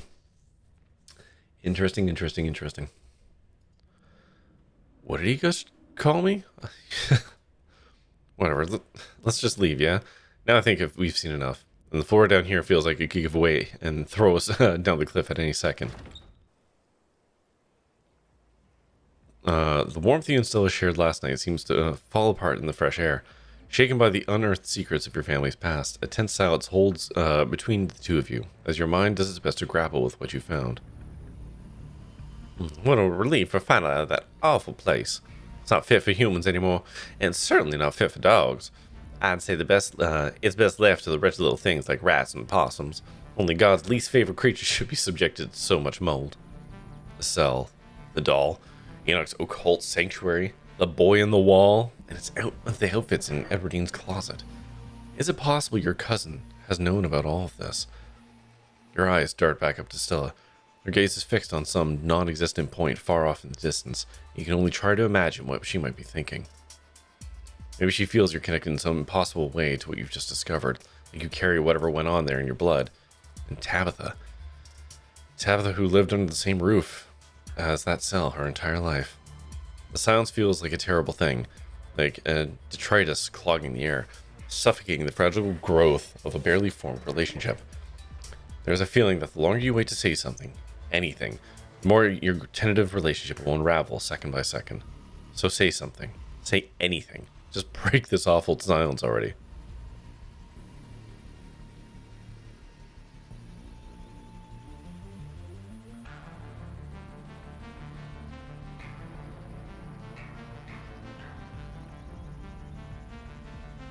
She has to know, right? There's no way she doesn't. What? Absolutely not. Tabby's not the kind of person to lock someone away in that sort of dungeon. I know her. She's not the sort of person who would keep something like that hidden from me. Oh, really? The creepy dungeon where people get locked up by the family? You think she might not tell you about that? Weird. Hi, T3. How's it going, buddy? Okay, I was always going to see what we saw. Okay. I was always going to see what we saw today, but there's nothing forcing us to go to Tabitha. We don't have to see her. Thought they couldn't make the pug more ugly than it already was. It's a pug. It starts ugly and gets worse. She also has problematic views on rats and possums. I don't think... She said everything right last night. She was there. Both of you were there. Together. Doesn't that mean something? Hasn't she earned a little bit of trust? Can't we just give her the benefit of the doubt for one conversation? That's why I'm pretty sure she told her in the other save and still is okay with it. But that means that the time must be different before the game starts and not just from your choices. Maybe. Problematic? Yeah, the Southern Belle dog doesn't like rats or possums and thinks that they're the least of God's creatures. Sorry, I have to go. You can come with me if you want. I'd like it if you did. But I'm not spending any more time arguing in the woods. You missed it, D3. Good luck with whatever it is you think you have to do, Granimal. I'll keep... good luck with whatever you think you have to do, Granimal. I'll keep Stella safe. Without another word, Stella turns away, determination setting over her as she hurries down the road with Gretchen in tow. You're alone, and without another person here to ground you, the panic of the morning's revelation sinks deeper into your chest. You have to do something. I'm gonna go after Stella. Fighting with Stella about your cousin was a mistake. Even if it means running into the lion's den, even if it puts you directly into danger, you have to chase after her. You catch up to Stella just a little ways up the road. Oh, Granimal, thank God. I didn't like how we left things. Okay, I didn't either. I'm so sorry. It's okay. It's okay. What matters now is that we're doing this together. Yes. Nothing bad could happen to us. Sippy, sippy, sip, sip. Not in this game where horrible things happen to people every episode. I have no bits, and you must be... And to me, too, apparently. I just refilled this, too, so this is now full of more of the horrible beans. Oh, God, I don't like either of those. Okay, one is Tutti Frutti, and I legitimately don't know what this other one is. It might be a toasted marshmallow. The one I don't know? Okay.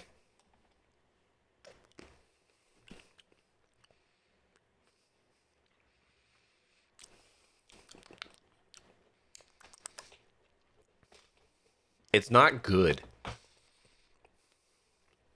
But I don't know what that is. Hold on.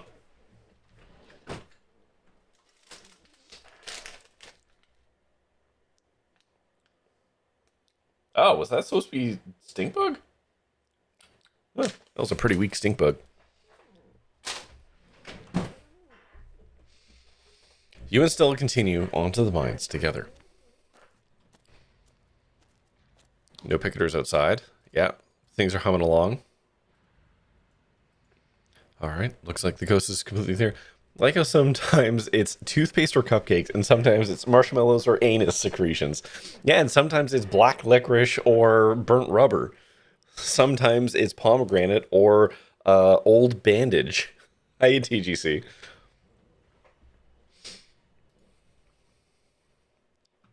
Okay.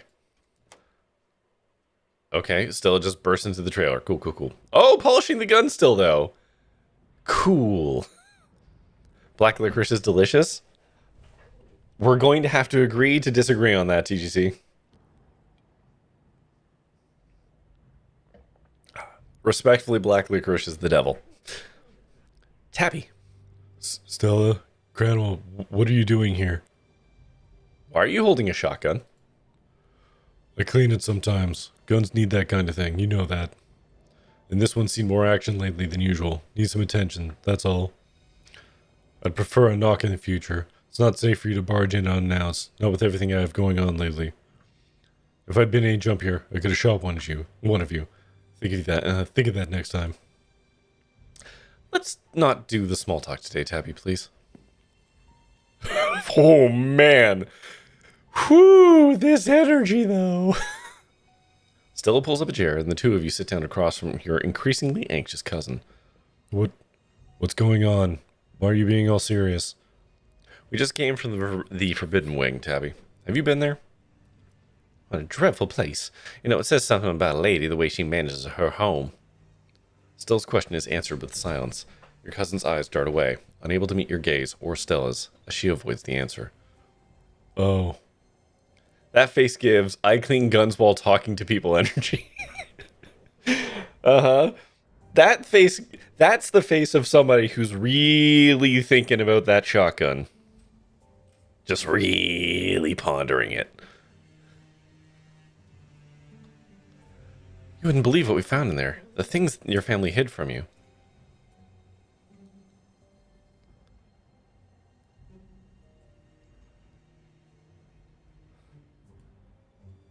Stella's being way more open-minded than I am right now.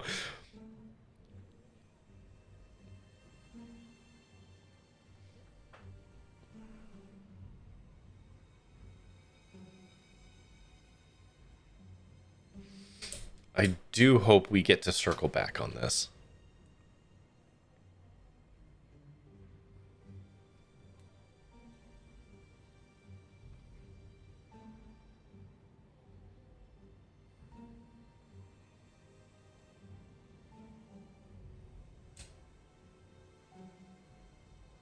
I want this one, but I also don't want to just put her on blast like that. Because remember, in this save, we aren't mean to Tabitha. We're trying to meet Tabitha where she is. And right now, where she is in her office with a shotgun, which admittedly is not the best place to meet her. Let's still talk. Like Enoch sought the study. It was behind an old bookcase and there was all this occult stuff in there. And old vials with notes in them, like he'd been preserving them or something. It was so weird. What? Like being into a cult, is that surprising? He was a rich man in the early 1900s. Of course he was into the cult. That was like a hobby back then.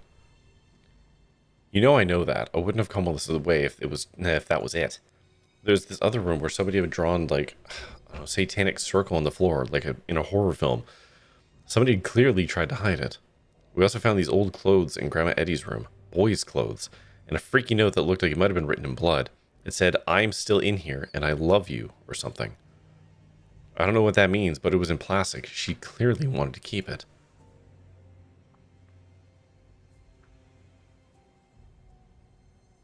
Oh yeah, cards. Yeah, but none of that was even important, because at the end of it all was this cell. A prison cell. Somebody was being kept in there. We found these old notebooks talking about a boy living in the walls, too. It feels like it's all connected, especially since there was this creepy old doll in there. I just feel like maybe your family was keeping some of their own kids in that room. And just before we left, we ran into Wayne, and I'm pretty sure he's the one who made sure we found it, but I don't know why. He was all mysterious and called me some old curse word and left. I don't know what you want me to say. Do you want me to say my family, all my dead relatives are evil? That they did evil things before I was even born? And now it's up to me to drag it all into the sun and apologize for acts that were never my fault? I mean, not necessarily all of that, but also like some of that. I thought Cranimal and I had already decided how we felt about that. Neither one of us feels like we should have to pay for somebody else's sins. Why should I be sorry to be related to such awful, monstrous people? As if I had any choice. Or maybe you're saying I'm part of this. Is that what you're implying, Stella? That I knew? That maybe I've been willing to participate in my family's supposed crimes? Yes, actually, we do know that to be true, but I don't know, Tabby. Of course I don't want to believe that, but that's why we came here. What do you think, her animal? I see those dirty looks you've been giving me. Well, am I the scum of the earth?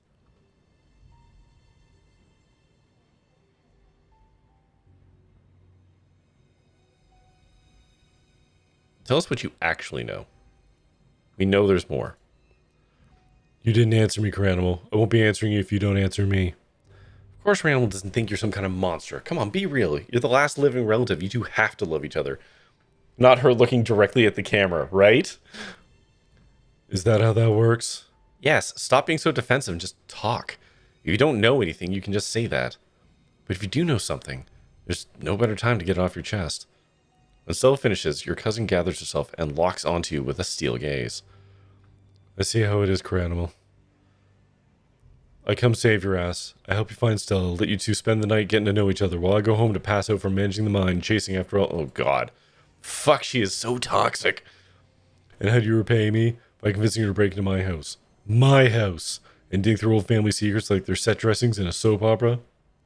Yeah, you don't have to love blood relations stuff. You have to remember, that Stella doesn't have any other family. Her parents got, like, horribly decapitated in a car accident.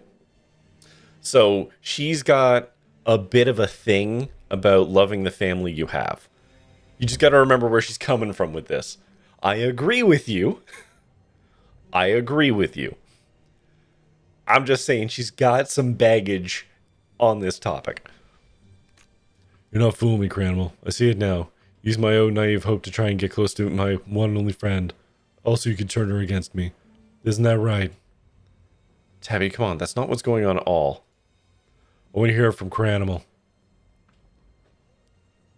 Ugh.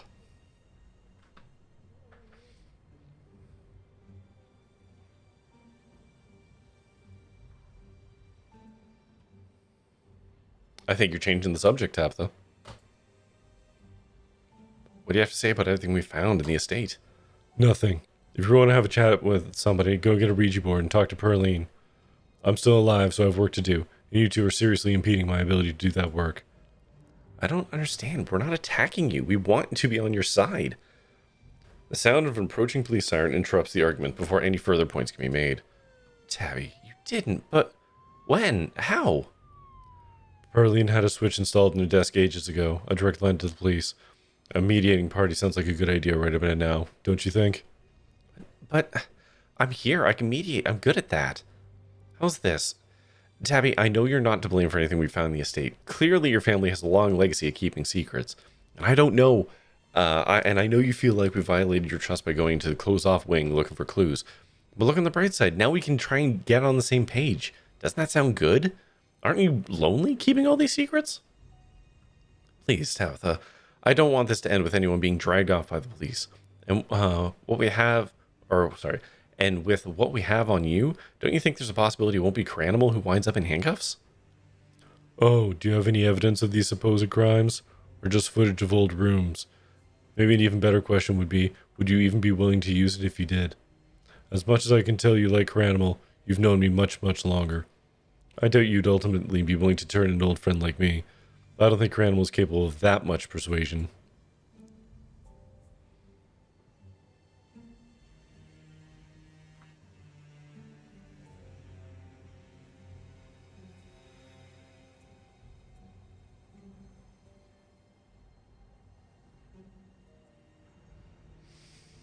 I would say fuck you. Yeah, but that doesn't do anything.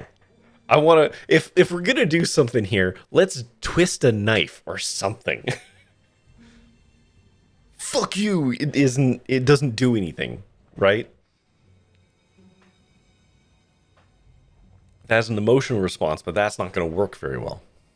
So, this save feels like I came for here. Yeah.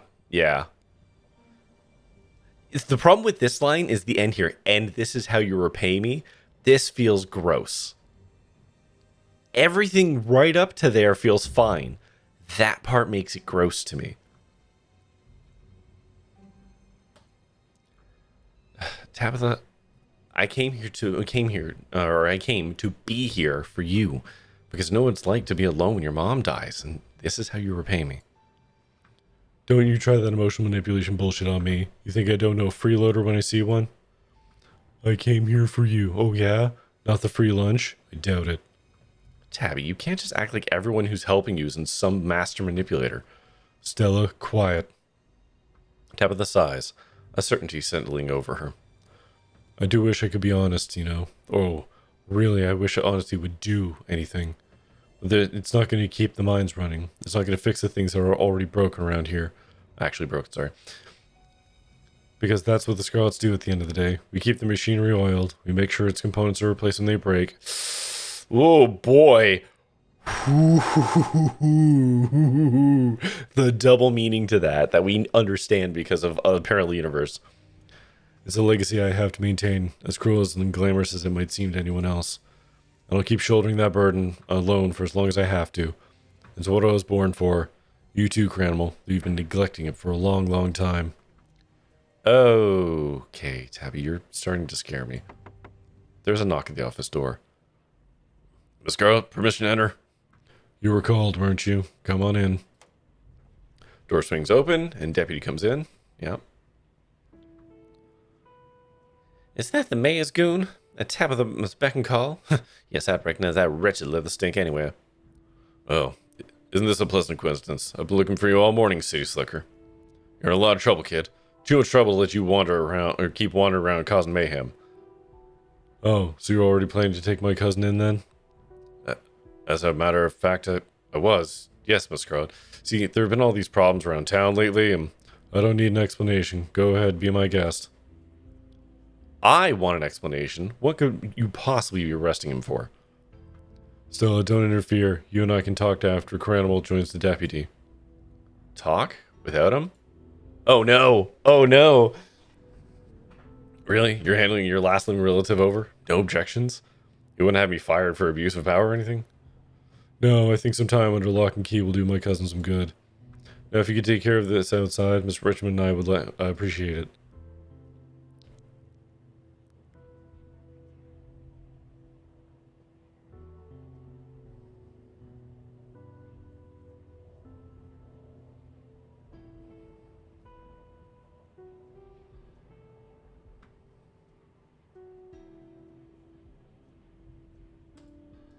Yeah, we're really connected. Go ahead, officer. I've already wasted enough of my time. David Franklin nods, whipping out his handcuffs. A single smooth police academy motion. Yep. Okay. So, it'll just be the three of us again? Just like old times. How lovely. As you're dragged from the office, Stella calls out to you one last time.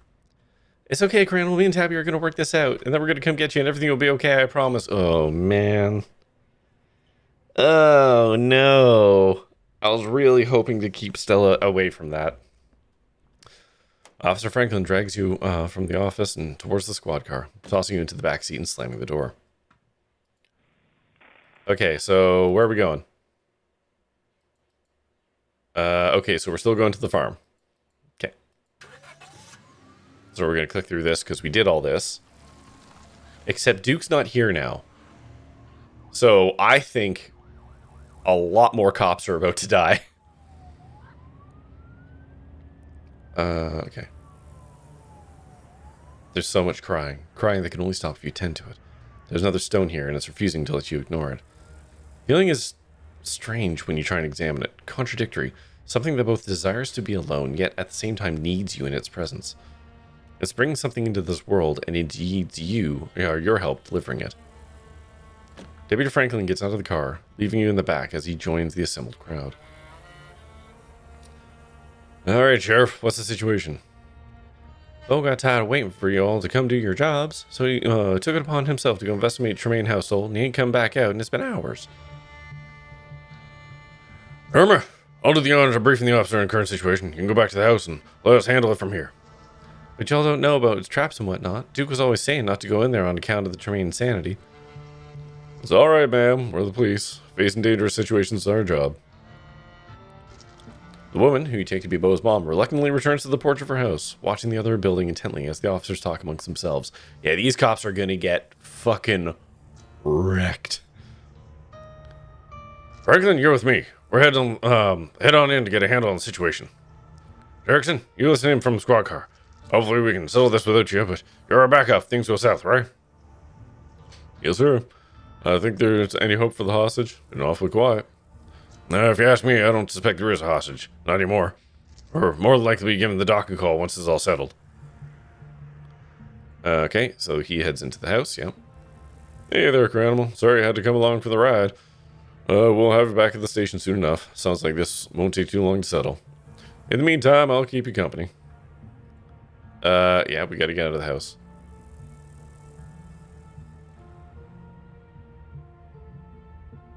We've explored all this before. We're going to do it again just in case we get some mystical stuff. Yep. Answer a few questions. Okay. Okay, at least let me out of the handcuffs. I don't think Bo's dead yet. I'd love to be wrong. Yeah, we've done all this. Talk about the stalker. I'm still gonna go with the evil magic thing. Okay, yep. And then Irma wasn't kidding. No. Okay, yeah, here we go. Keep it together, Franklin. Is he breathing? What's the status of Tremaine and Calloway? Something in the basement. Going down now. You can hear an ungodly noise over the radio, a gunshot, and then static. Franklin, report. There's only silence. Oh, damn it, Franklin. Okay, so he gets out, and then presumably Wayne's gonna show up. Hey, buddy. He still got my back for now. Time to go. You get out of the car, body moving instinct. Yeah, this is all the same. This will be over soon. I really would have preferred if we could do this all together, but the witch started it early. Yep. Okay, so this is all the same. Okay. Nothing bad's gonna happen. Great. And then the doctor shows up. This is all the same. And now I'm inside. Okay, so yeah, he's still extremely axed. Yeah. Traps all over the damn place, yeah. Giant pumpkin. What the hell's going on?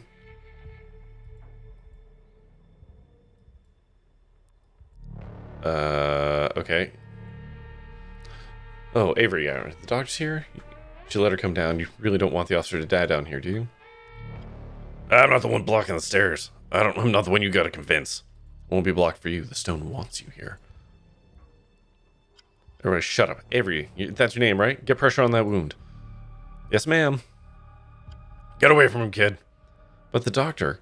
I don't care. Let him bleed. You're only making problems for yourself, Tremaine. Okay. No signal. Gotta step outside, but you can't. What the hell is I supposed to do now? You already know what to do. Into the basement I go. Yep. Who the hell? The same vision from before.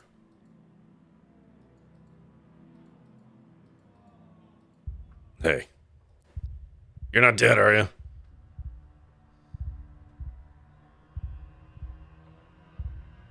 Gotta talk about the witch.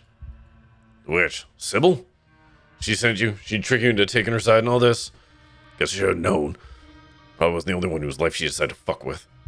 But all that ends now. I'm in charge here. Yeah. So this is all the same. We're gonna come to baby on a man.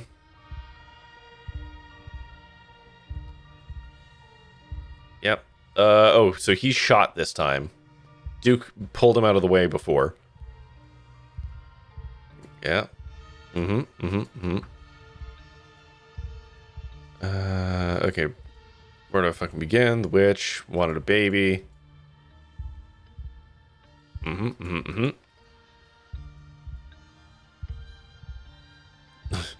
Then this is different. I don't give a shit about your sword, Jermaine. None of that gives you a reason to shoot a cop.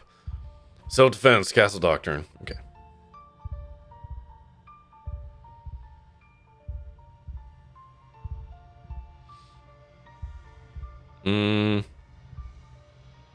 I was okay with this line last time, and I think it's what I would still do this time. Well, I don't need to do any talking. The way I see it, I'm the man with the gun and the guts to use it. So we ought to sit quietly until it's over. We don't go home and nobody has to get hurt. Except Bo. He's already dead, kid. My boy beat him fair and square. Let's see it that way. Listen clearly, you need something? You woke up talking about the witch. You want to know where she is? I can tell you how to find her. And then if he does anything stupid, then I'll let you know what I know. So, well, we're just supposed to wait until the Calloway kid dies? That's exactly right. My kid gets born and we all forget this ever happened.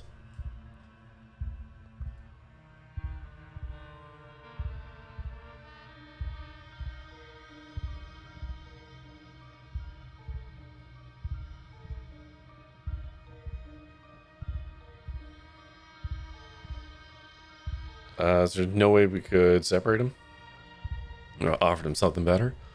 This ain't a debate. Shut up or I'll shut your mouth for you. Oh, it's like reaching for him. I don't know, Julius. I still think there's something we're missing. And if Cranimal thinks so too, maybe it's worth talking about it again. That's why I'm here in the first place, right? Offer him something better. Like the cop? And you and I already decided this was best. That discussion was had and done before anyone else showed up.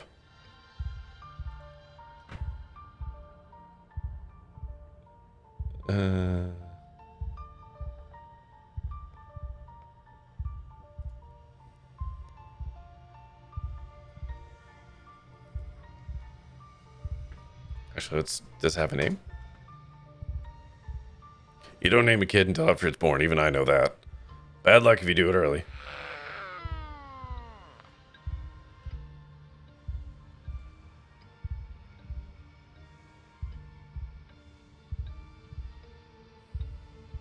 What happens when it gets hungry again? I don't appreciate you trying to pick this all apart. Just sit there and stay quiet. We don't have to have trouble. Got it? Won't get a chance. It'll go after Julius. I'll be taking you in. Not if you hurry up and die.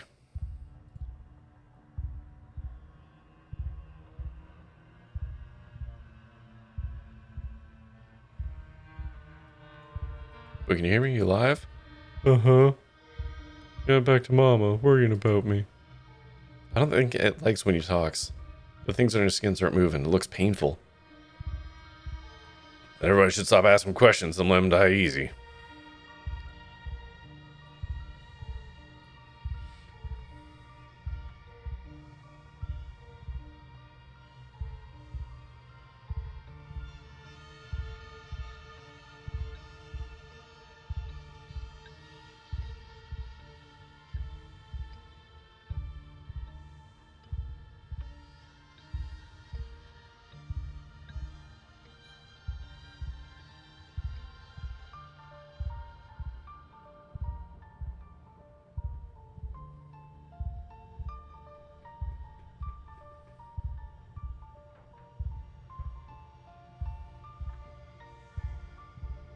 This really feels like poking the bear, but it's the one I want to do, so I'm going to do it. Can a man lets another man make sacrifices for him? Oh, city kid, no, like you know about being a man. You know, I'm a man, Julius, and I think you're a coward. Correction, Franklin, you're a pig, not a man. You sold your soul for some donuts and a shiny badge. You know, Julius, I actually think Cranimal might be onto something. It's about connection, you know? Having a stranger make the connection that would be yours. No. I'm just not getting guilt-tripped into dying today. This is my one chance for a thing to right my life. Everyone else got their chance already. Don't I deserve mine? I came this far. I don't deserve to see my boy open his eyes for the first time.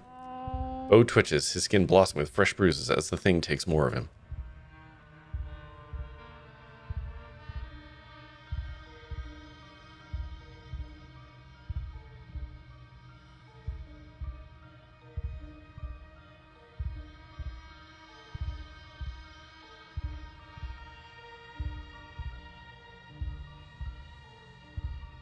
Yeah, what happens after this, man?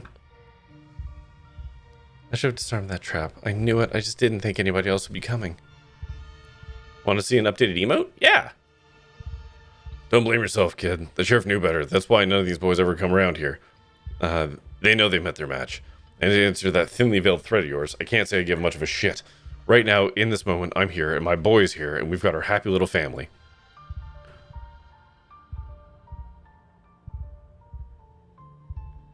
I don't know. Oh, it's a grind. Okay. I had to read the emote to understand what was happening there. That's good. You're going to be tried for murder, Tremaine. But Julius doesn't answer. He just watches in silence as the shriveled creature continues to slowly kill Bo.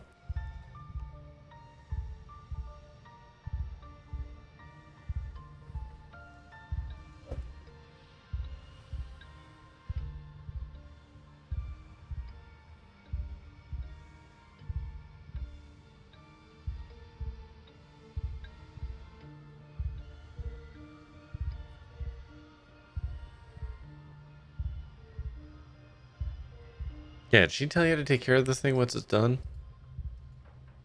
It's meant to be a kid when it's done. Other people seem to figure out how to raise those all the time.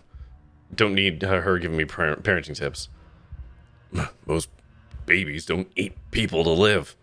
This doesn't seem that unusual to me, actually. It's kind of what babies do to their mothers. Fuck. Exactly what the kid said.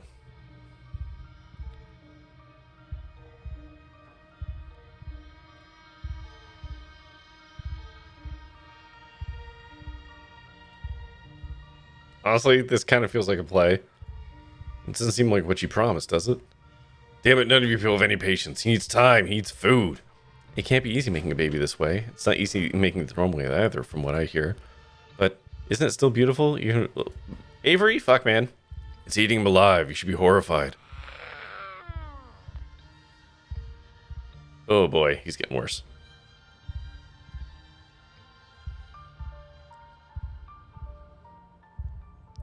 What's it doing to him? He's fertilizer. He's a person. Not anymore. He's a body that just happens to still be moving around. If my boy had the time he needed, we wouldn't all be doing this. He could have been born quietly in the field like he was supposed to, but he came out too early. An exchange had to be made. That's what the crone always said, so I'm exchanging. But does it have to be him? Could we move it to somebody else? Any volunteers? Avery slowly raises their hand. Put your hand down, kid. That was one of them rhetorical questions you weren't supposed to answer. I wouldn't do this to you. Besides, my boy's got the biggest hunk of meat in the room. Get the feeling tearing him out wouldn't be so good for Bo either.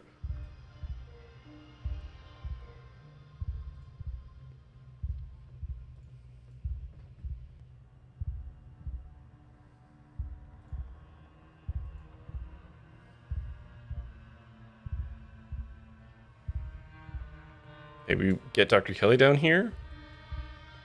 I don't know if Julius is the one you have to convince. The baby's pretty freaked out right now. It's been getting worse since everybody started coming in. It's trying to protect itself. That's right, my boy's got excellent instincts. So unless he decides to let her come down here, we best leave it be. I don't think we're getting Bo out of this.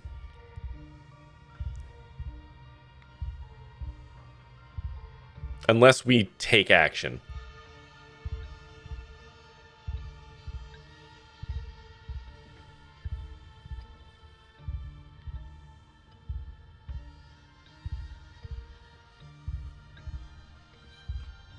I'm gonna keep antagonizing.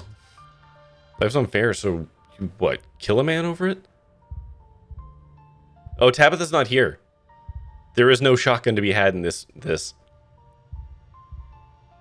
Can we even die? I don't think so. I'm not killing anybody. I'm just standing here. It's not like I did a single thing to Bo. He trespassed on my property. Everyone knows not to do that. What happened to him is his problem. Fuck, man.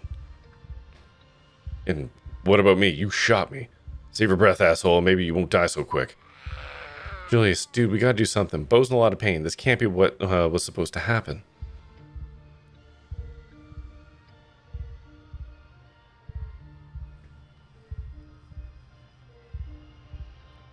Oh, no, no. Admittedly, I see how you could see that, but no, that's not Tabitha.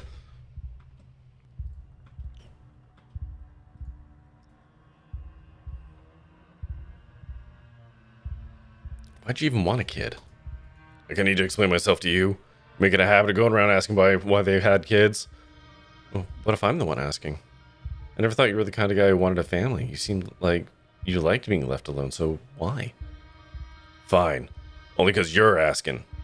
Kid gives me something to live for. Something to do right for. Some hope that life goes on after I die. Same reason anybody has kids, damn it, I don't know. I'm sorry, Julius. Should have talked to you more.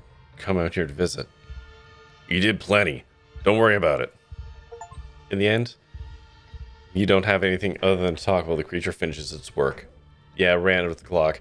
I don't think I had the ability, just going through that, I didn't have any special moves, and Avery wasn't really ponying up information like he was last time.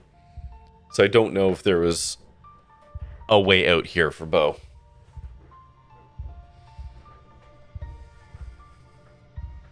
You watch as the thing slowly solidifies. Its breath's more confident as Bo's grow shallow. I can't let this happen. He attempts to lean forward, reaching with a bladed hand for his gun. He winces, his hand pausing, then falling back to his side. That's right. Just sit and watch. I think I've put enough holes in you already. You don't need another one. Isn't somebody gonna do something? Everyone watches each other with unease. Is it alright if I sit by him? Sure. I'll shoot you if you make any moves, kid. I don't want to, but I will. Avery shifts, settling closer to Bo. They take his hand in theirs, which doesn't seem to do anything to comfort the man as the roots sink deeper, taking more. I'm sorry, Bo. It'll be over soon. You're not alone.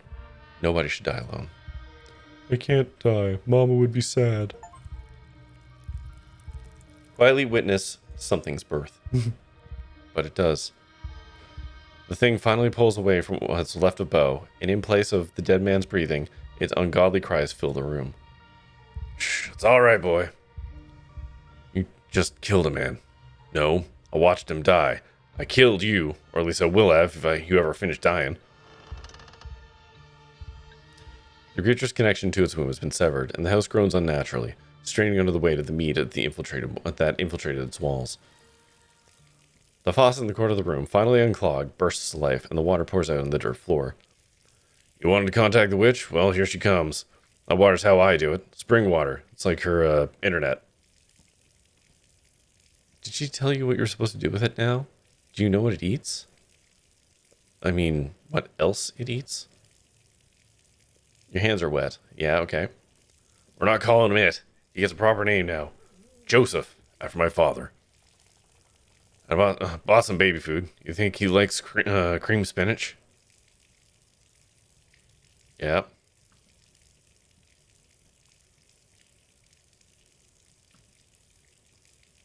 Do you guys see the water? It's up to your chest now. No denying it. What are you talking about? There's no water. But there is. You just can't see it. Okay. Yeah. I would be curious if there was a way to save Bo there. I don't know what exact combination of talking points would have worked there, if any. Because in the other one, with Kino and all that, I managed to talk to Avery. That was like the through line, is I was able to be like, Avery, what are you doing here? And then that is what spurred that whole conversation. I still wonder if we would have gotten shot. That would have been interesting. Yeah, it's just, I don't know. I don't know if there was a way through that had Bo living.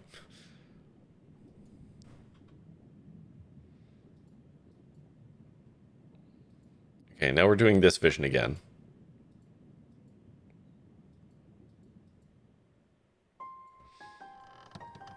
Okay, I want to try...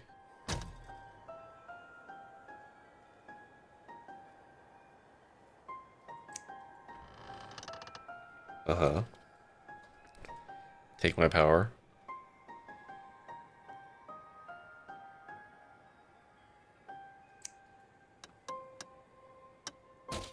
You'll lose me in any path but this. If we do nothing, we'll die with everyone else. If we flee, I'll have the weight of 1,000 lives on my shoulders. Nope, rejecting the thousands die. But that's not how it happens.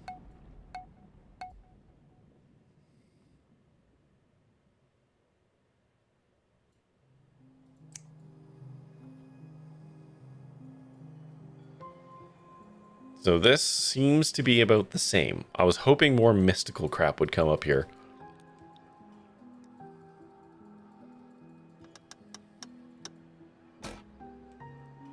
Okay, we'll just take her back.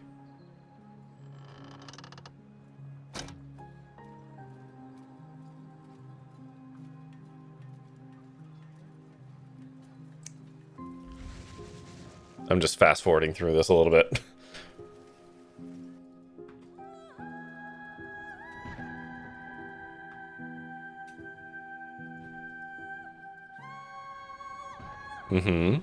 I'm picking alternate options on purpose here because we know how this goes. I'm going to snooze this one for a little bit. Hundreds of thousands suffer, countless lives are cut short. Your daughter's among them. Even in her privileged place by your side, the boar reaches her, and both of you burn. You saved her for nothing, but of course that's not how it happened. So we're going to skim through all this, and again I'm just going to try the other option. Time to rest. Aren't you tired? But the world needs you. You can't let it end like this. Okay.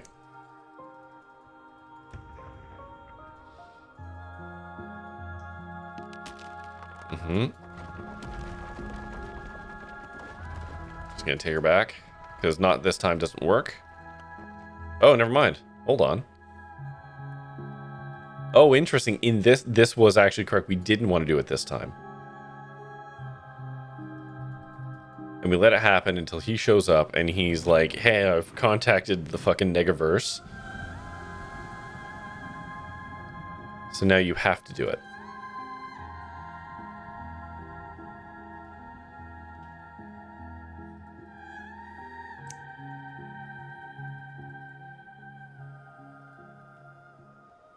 And now here we are with Kanika. Cranimal, what are you doing here? Are you real? No, it doesn't matter. I don't care if you're dreaming on. I've already made my decision anyway. Don't bother trying to talk me out of it.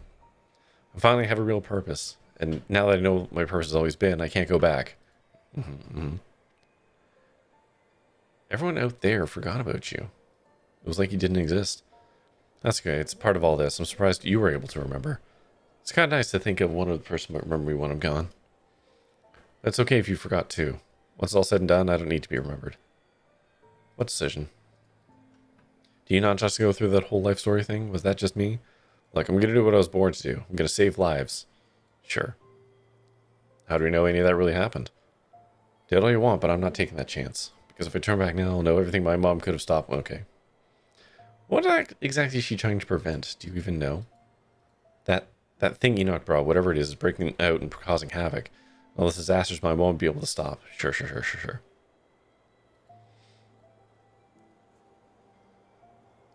You know, I don't think I've ever seen you without glasses before. I like how that's mystical.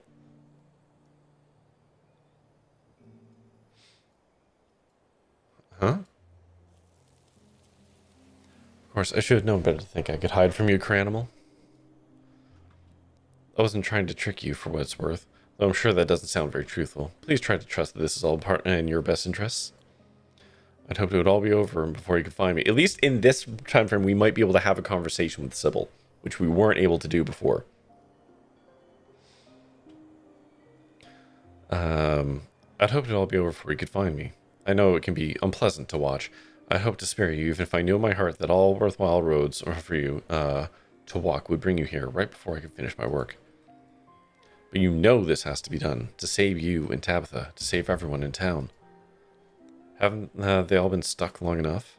Kanika can't save them on her own, but I can. I wish this wasn't how it had to be, but it's the only way your story gets a happy ending. She's speaking her truth. Perhaps there remains a narrow path for you to walk. Speak the name that was carved into the cell wall. Ooh! Ooh! We get to learn! Yeah! The scratching on the walls. That's what it was for. Cranimal, no. You don't know what you're... You don't have to know how to speak it. Though the thought of it brings the sound to your lips, the name forcing its way out, yearning to be free from your mind, and used as the dagger it is.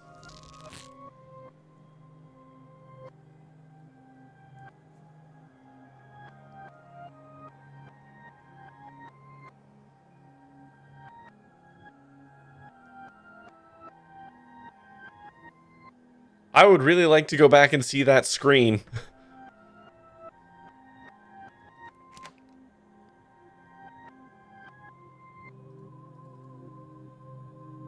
Damn it, I really wanted that screen. That screen would have been so good. The dagger tears into her. Oh, did we true name her? Everything that is not her pours out of the delicate tapestry of her existence.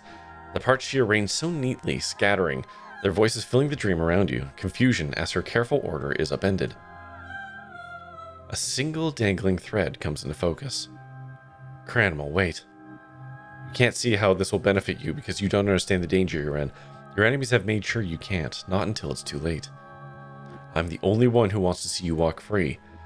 But I understand why you wouldn't trust me. Of course I do.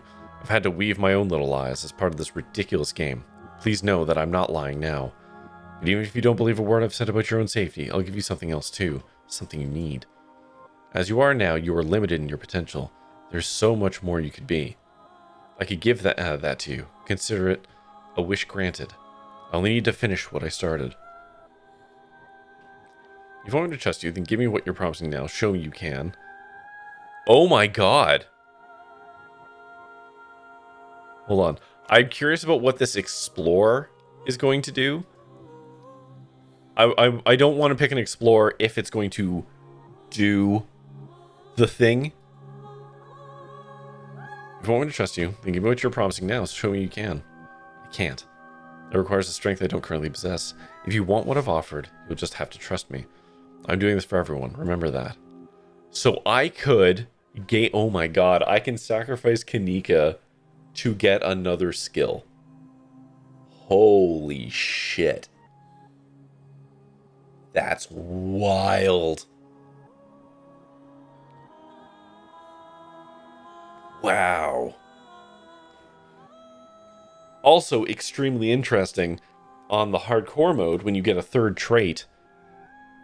Would you be able to get to this? Could you get a fourth trait?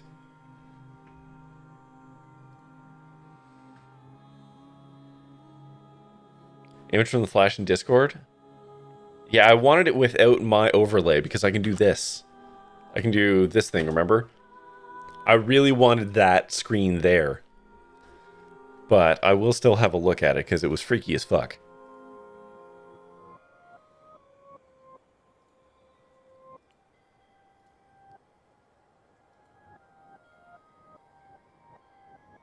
Yikes. Yeah. Yikes.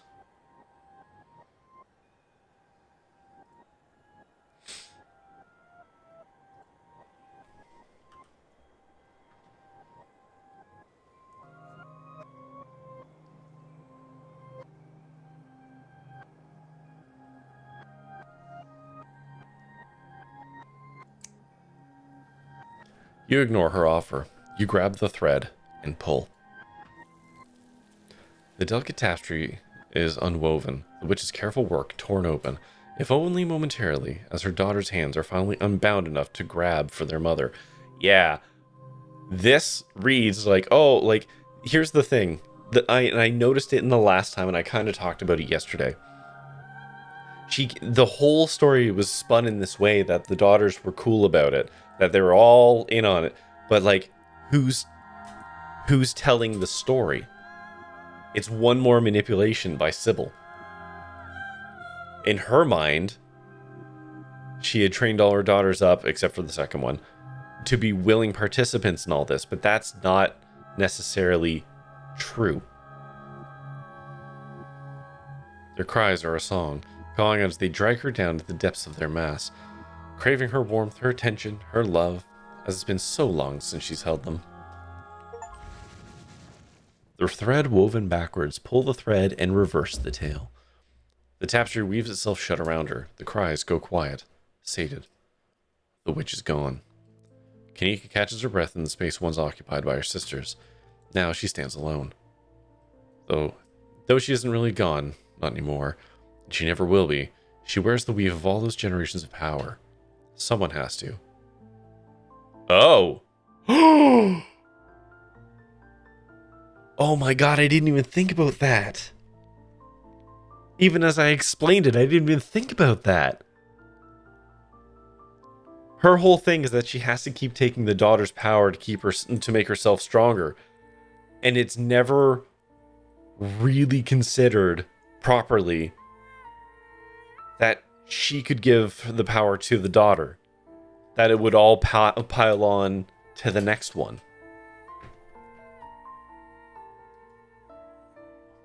What did you do to me? Was that really you earlier? Or was that her talking through you? No, that was me. I said those things, and I meant them. I really, really believed it. I still do. Welcome to the Dead Moms Club.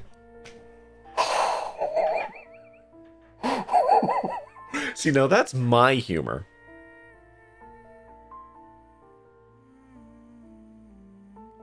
I really love this. I'm not going to say this. This is not... If I had this option in my other save, I would have picked this. Because that's who that character is.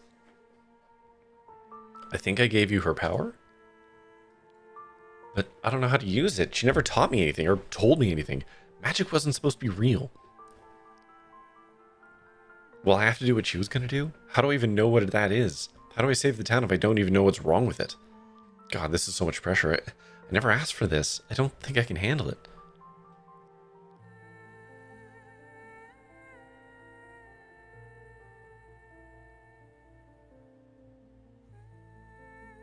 We can figure this out together. That's what we've been doing all week, remember?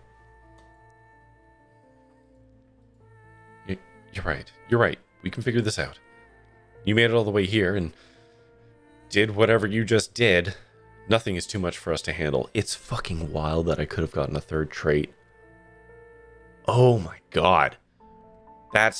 Oh my god. She takes a deep breath, collecting herself. We'll just take it one step at a time. First step, figure out how to get out of here. It's weird. Everything felt slippery before.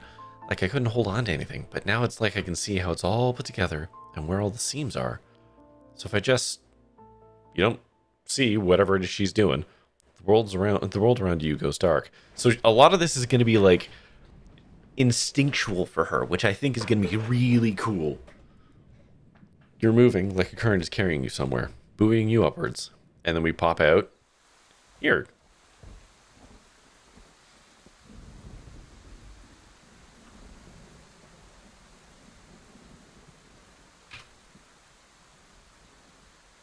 Okay, how do I take a screenshot of this? Actually. Perfect. You're outside, it's raining, and you have no idea where you are. Tulip? Janie? Alright.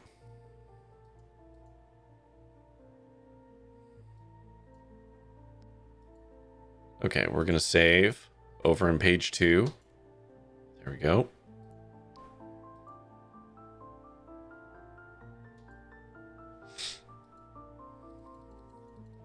God, that was so cool.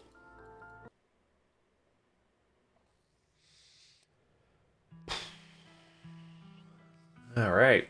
Yeah, we got through that a lot faster since I could skip over a lot of the stuff that we had already talked through before. That was really interesting. Hot dumb now, please. No, hot dumb come at end of game. Hot dumb is the bonus run. Oh, also the other hot dumb now. No, so the traits for hot dumb are actually hot and strong, and also dumb. Like I do believe one of these was hot dumb. Was it this one? Hold on, I'm going to load this one for a second. No, this is Mystical Talk to Animals. I don't think we actually saved that one. No, a hot dumb happens when the game, when I get through the game and I roll credits, I will replay it as hot dumb. Because it's actually hot strong dumb. A very different ending, and the point we're starting from for the next chapter is going to be very different. Yeah. Yeah. Because in the previous one, we kept Kanika alive, but she's not super powered. And my cousin and her friend want to lock me up in a house to fulfill a bargain with an evil demon thing. And the witch is still around. Whereas in this one, my cousin is being a piece of shit. Stella, we don't know what's going to actually happen with Stella vis-a-vis her position on all of this. But now we have Kanika, the super witch, which I think is going to give us some leverage in anything subsequently. So that's very interesting. Ads are about to start though, so hold on. I'm going to BRB.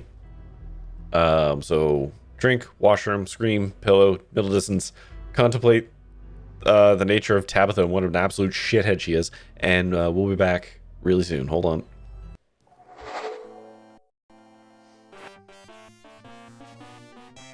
Oh no. Welcome to my humble little home, Robert. Oh no. Yeah. Gas, grass, or ass. Rob's not getting this favor for free. I remember you as a baby, Robert. 12 seconds later. I'll telephone the manager and make the arrangements.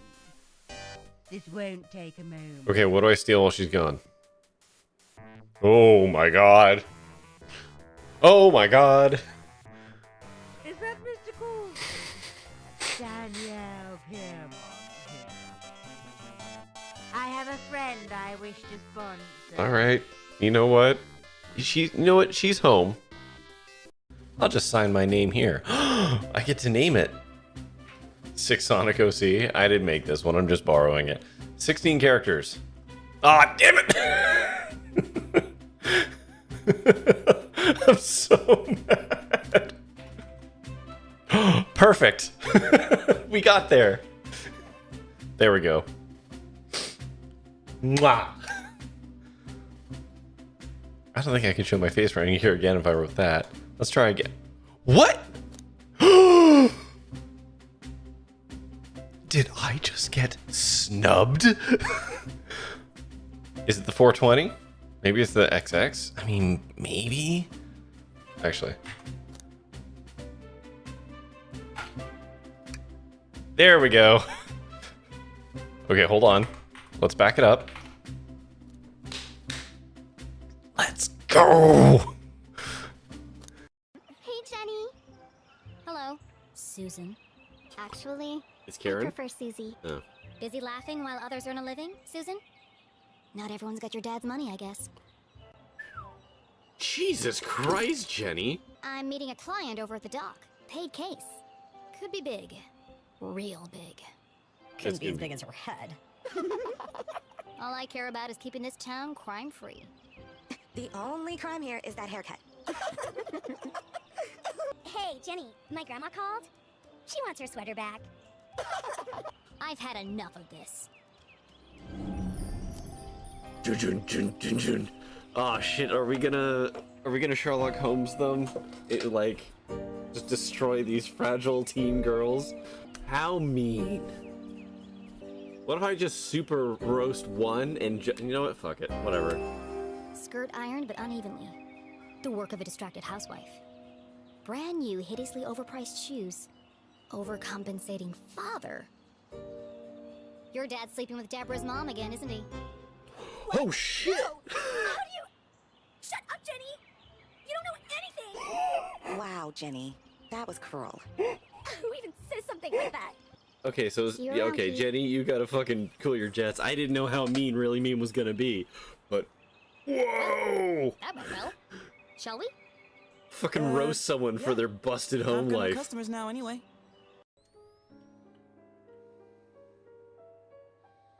The screen indicated that the pod had been absent for over a year. You pushed the button to recall the pod. Did I?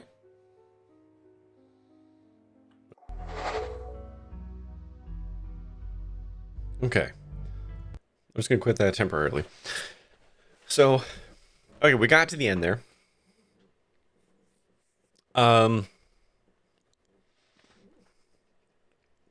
We got a little bit of time. I can always end stream early because I've achieved my goal. I got to the end of the second save. Do we want to replay either of those two saves and try some different stuff? Just poke around with other things that could have happened. I'm interested in running away from Tabitha in the first one, or attempting to, or just skipping it and going it alone and just sidestepping the whole thing.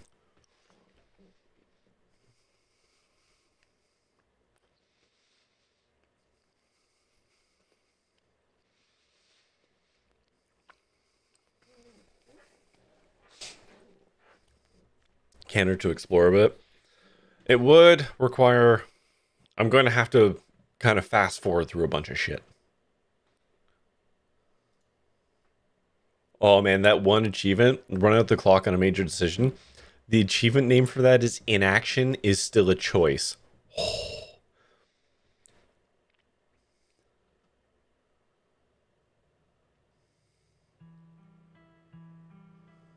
That's fucking brutal, man.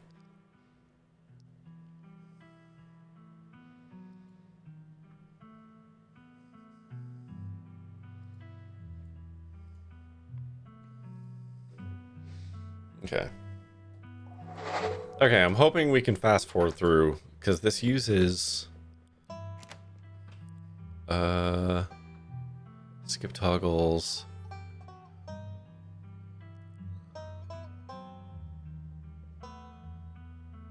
I don't remember what the toggles are.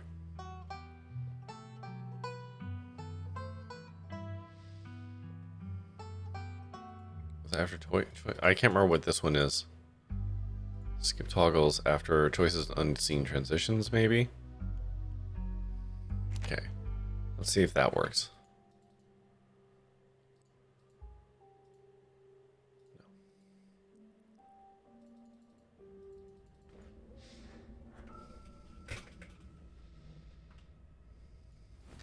So we do have to get through all of this.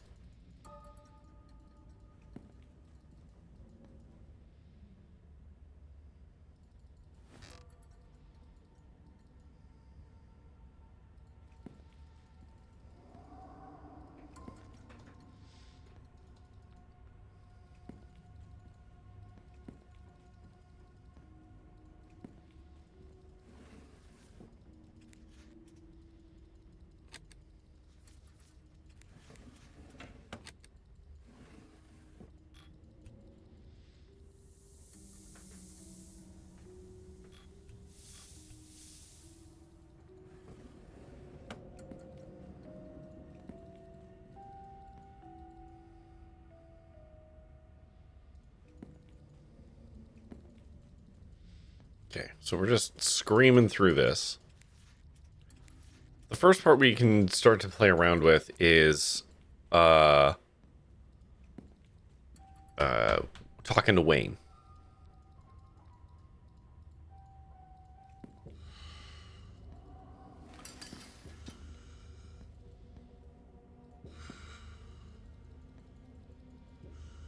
So that was her name. We don't know what her name was, but we basically true named her.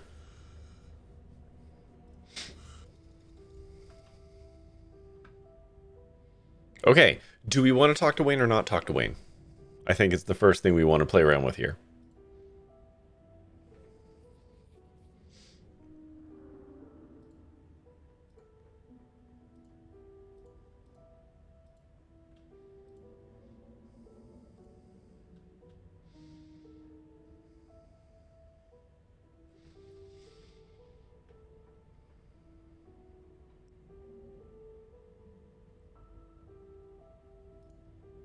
Helps us maybe learn more. So what, talk to Wayne?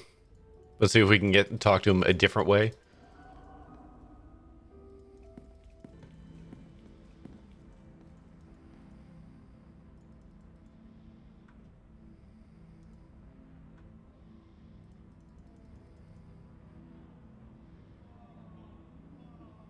I want to try this one if you know what's going on. Out with it.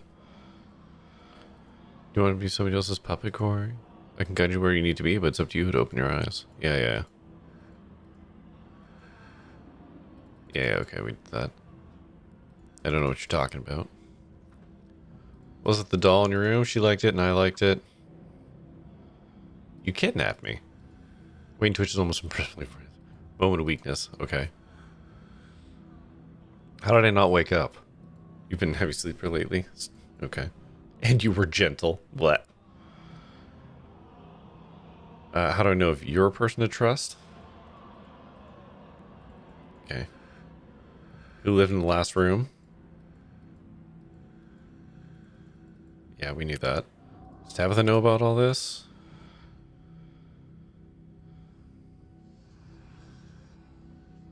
Oh, that absolute bitch. Indeed she is. And hopefully one who won't get the chance to cause any more undue suffering. Okay. Town's a prison. People can't leave. We know that.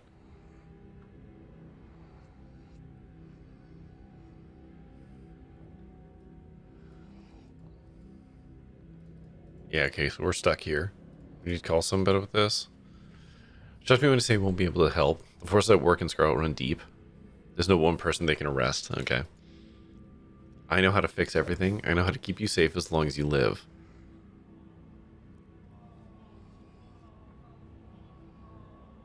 Okay. I'm okay with this current the main through line here.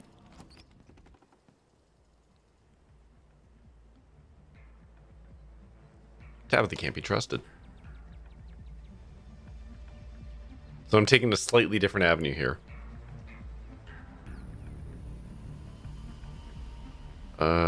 There's like basically no. Hold on. Who was on the list? Oh, Avery's on the list now. Oh, how interesting. Avery is on the list now. They weren't on the list last time. So there's a branch there whereby accusing Tabitha, or just straight up distrusting Tabitha, gives me Avery. Yeah, trusting Sybil is a choice. Trusting Sybil is a choice. Ooh, we could trust Sybil. That would be fun, wouldn't it? Who could we trust here? Do we want to trust anybody? Or do we want to go back?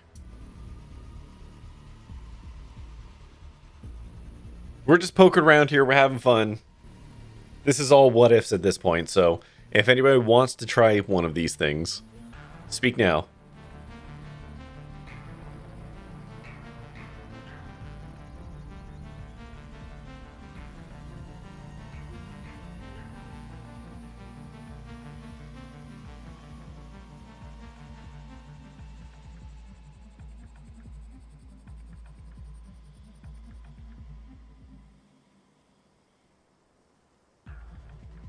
Curious what happens with Avery, knowing they're probably already in a basement. Yeah, okay. Yeah, let's try Avery.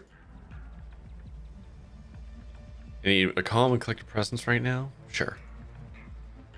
Go to the diner. Oh, but he's here. Oh, we catch him before they're about to go. Oh, hey, you look, you got the devil chasing you. It's alright, nothing's after you, not as far as I can tell. What's got you rushing out here so early? Just excited to see me? Tell them everything. What the hell? Holy shit. That's who I was when the ghost possessed me. Whoever was in that room, that's crazy. Charlie must have met him. It was the 40s, 50s, and Wayne said he was in there, which means your family has been stuffing people in there for decades. So your family is like evil. Right? I don't know what you're thinking right now, but from what you just told me, it's pretty obviously Tabitha's been lying to you.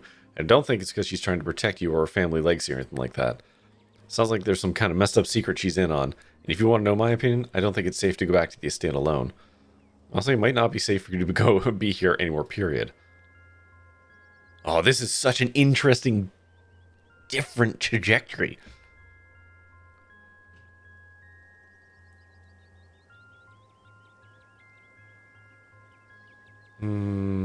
What should I do? For you, I'd skip town. I was just on my way up to Julius's place when he already let me borrow her car. And I got friends in Charlie who can put you up. Come with me, we can set right out after I'm done helping Julius. Ah.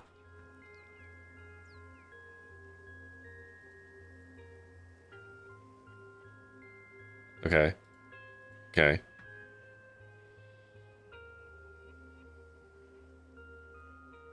So, do we want to go up to the house and go up with Avery? Knowing what we know happens. And kind of poke around with that by the fact that we went with Avery. And so we are not being arrested by the cops prior. Or do we want to run somewhere else?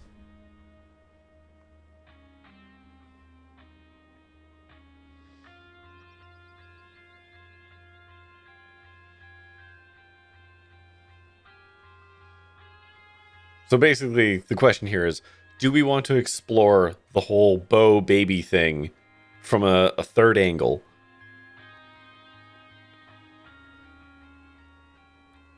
Or do something, you want to go with Avery and none of the other baggage? Okay. Okay, I'll tag along as long as we leave right after. Okay. Hitch a ride with Avery. Oh, make it to the farms without ever being in the police on the police's radar. Okay. Okay, so we get the stone thing. As you and Avery step out of Winnie's van, you find your thoughts drifting. You wonder what the carving might look like. Okay. Wonder what this one might have to share. His place is up on the hill. We should go through the garage. That's the safest way. You, Donna kid. You seen Bo anywhere today? Hi, Mr. Calloway. No, I haven't seen him. Don't think Corey has either. Damn it. I'm telling you, Duke, we should get the police up here. Last night he said they wanted to go after Big Betty, and I'm starting to think he went and did it. Something might have happened in there. You know Julius has all those bear traps and whatnot. The cops? They ain't done shit for us, Irma. I can take care of this. I got a gun. You can't just go in there expecting to kill somebody. It ain't right. You two look like you were going up there. Maybe you can just check and see if for us if Bo's inside. See, there's still plenty of ditchlings hanging around. Those pale everythings? Yep, sure are. We had to give up on killing all of them.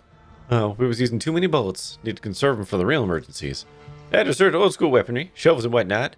Bo's real good at that. If he doesn't come back soon, we might be in danger of losing our last few hens. He loves those hens. He'd be beside himself if he knew they were in trouble. What's Julius guy like? Should I be worried? Yeah, you should. He's been in trouble since the day he was born. I don't know. He's always been okay to me.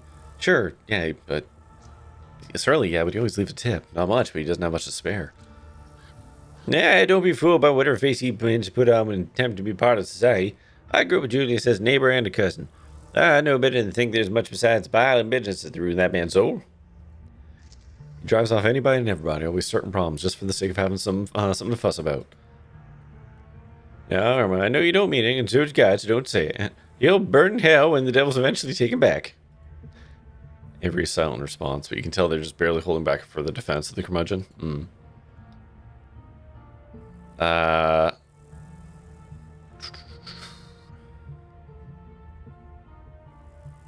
Okay. Sit tight. For all I know, they're just talking things out over coffee. Okay.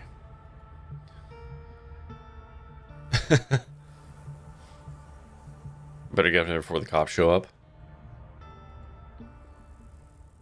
Okay. All right. We get in. Trip over something as you try and straighten back up. They're suddenly split with like a cacophony of aluminum. The sound of the door crashing through the ground behind you, sealing you both off from the outside world. Tripwire. Well, at least it wasn't one of the bad ones. You're still in one piece. Julius can let us out when we're done. Okay. So there's the giant pumpkin.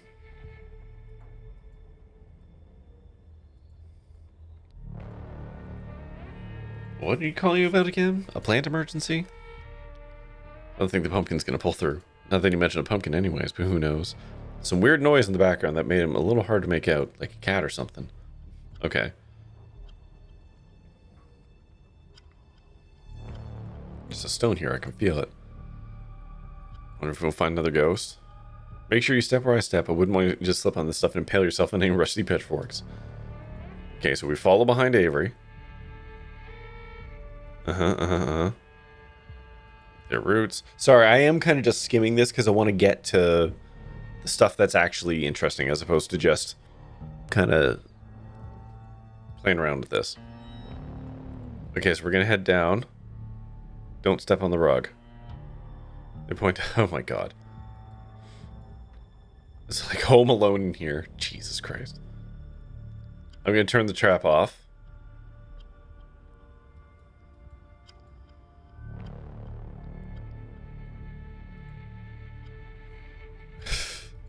Disarmed it so nobody would accidentally get hurt. Yeah. Why does he have the traps? I don't know, I haven't asked. It's his house. Fair enough.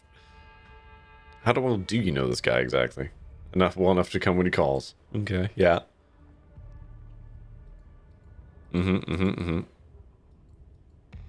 Oops. I didn't mean to click that, but here we are. You're shy away from the weird stuff, you know that. Okay, coming down. And the death's cousin, what the hell? And then we get the vision again. Okay. Alright. So now we're back to this situation, but without cops. But you don't want Bo dying down here. I mean, he's got a family, man. They care about him. I know, as much as I hate the Cowboys, I don't want my boy coming to the world with this on his conscience. That's the whole reason I got you down here. They'd have some kind of smart-ass solution. See, none of this whole attitude doesn't show up in the other playthrough. Right? Because I was looking for this dynamic to be able to work with, and it doesn't show up in the other one.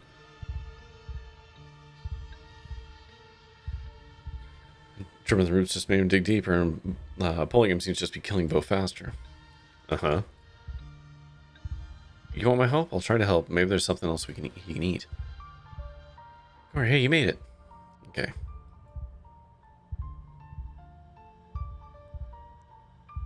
Talk about the witch. We're all friends here, okay? Glad you came too. I thought you were in pretty bad shape. You went out at the top of the stairs. Okay. Yeah. We went limp. Julius is hovering about as far away from the thing implanted in Bo as he can manage. See, like, admittedly, this is street smart, but he's afraid of his own son. Yeah. Okay.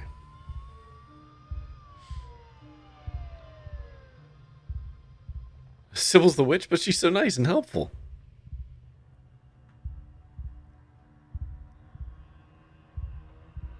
You're killing Bo, man. Shit, man, you have no idea what my boy and I have been through. It's no damn fault anyway. He kept telling the Conways it was my property. Wasn't their damn prize pumpkin. They were gonna take it to the town fair anyway, leave me no choice but to hatch him early. Yeah, okay. Okay, here's the sheriff showing up. Okay. Uh-huh. Uh-huh. Uh-huh.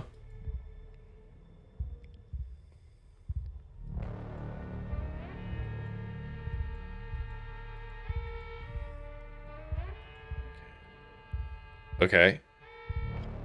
You're making things worse. Put it down. I was gonna point it at you. Okay, yeah. So that's how he doesn't end up getting shot.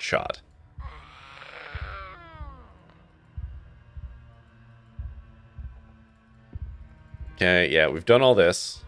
This is all the same.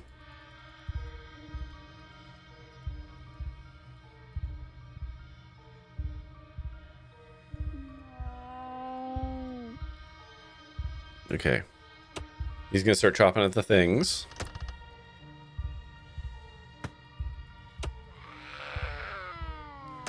If you want us to save him, stop fucking chopping. Okay. So, last time we talked to Avery. Right? And, like, he called you here, and that's how we get the doing it together thing. I kind of want to try this one. Maybe we should take him. Just having some kind of spasm. Quit reading into it.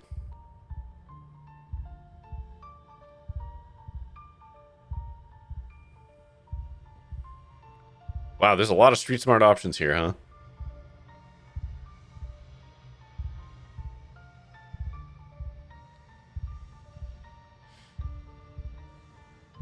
Yeah, shouldn't he be brought in by people who love him?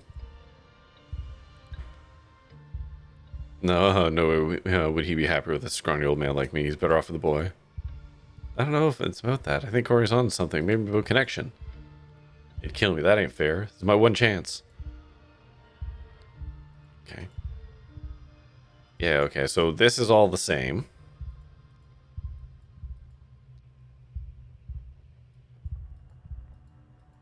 Oh, interesting. So all these kind of lead.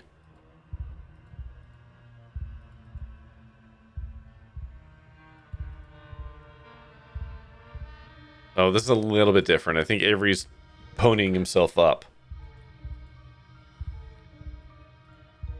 I'm nurturing things that don't even know exist. Yeah, no, but leaving a mark. This is all the same. Yeah.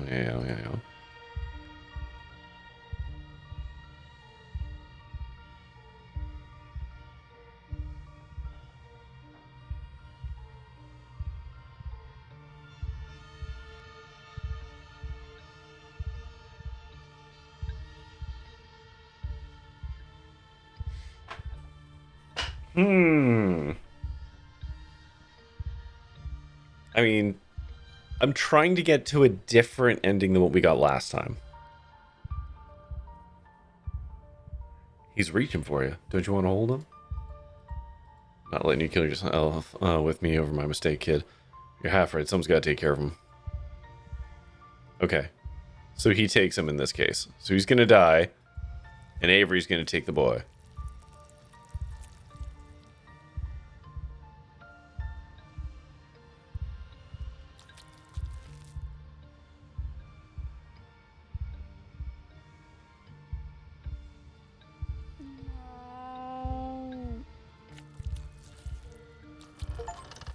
Okay, there we go. Convince Outcast to sacrifice his life to right or wrong.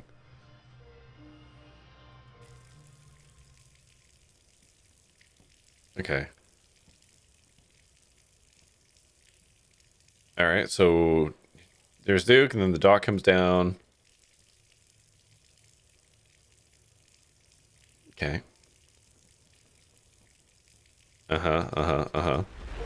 Cool, okay, so finish episode 4 and 5 without finding Stella. That was one of the achievements I just got. And episode 5 without a single cop dying. Okay, so we're just gonna scream through this.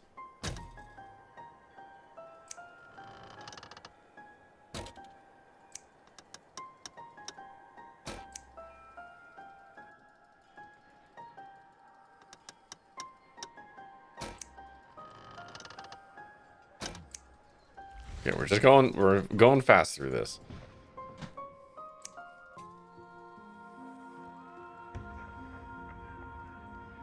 What about crying in the corner too? Why not add your own tears to the water? I didn't think about that. I didn't think how that could affect that.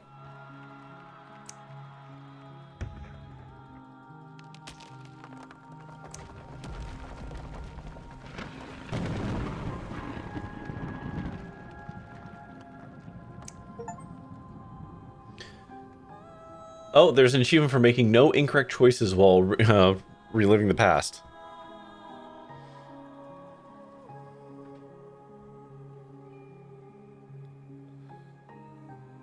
Out of curiosity, do we want to see what happens if we're just like, yeah, go for it, Kanika?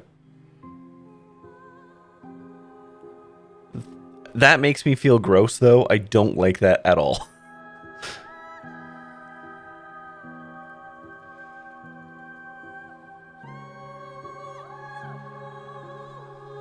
Like, I know we could explore it. I don't like it, though.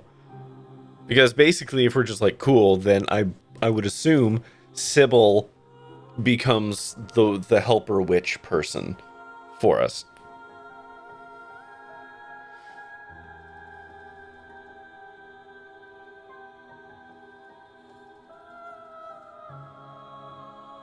Should we do the romance angle again?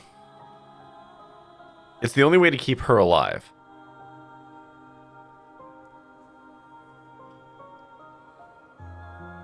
Because I don't think you don't have to do this is going to cut it. I think romance is the only way right now to keep Kanika from getting got.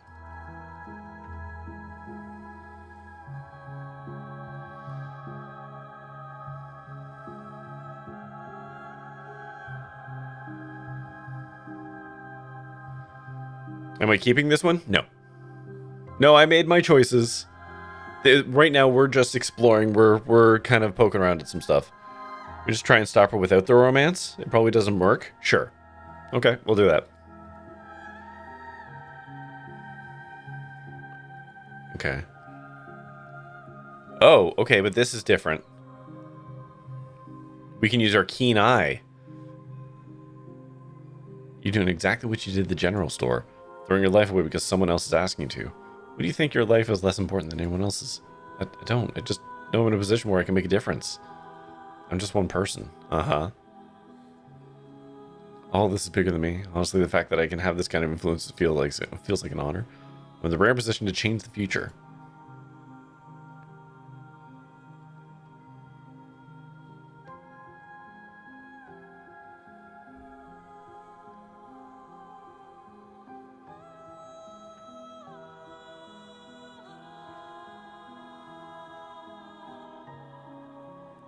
She's lied to you your whole life. What makes you think she's telling the truth now?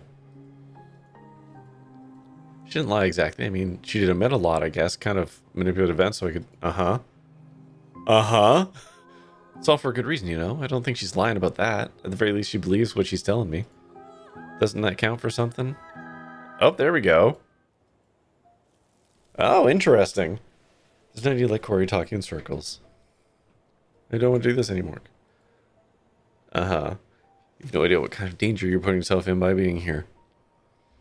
You think you're doing the right thing, but all you're doing is dooming countless lives, starting with yours. Tabitha, too. Sure knows how stressed she's been. Uh-huh.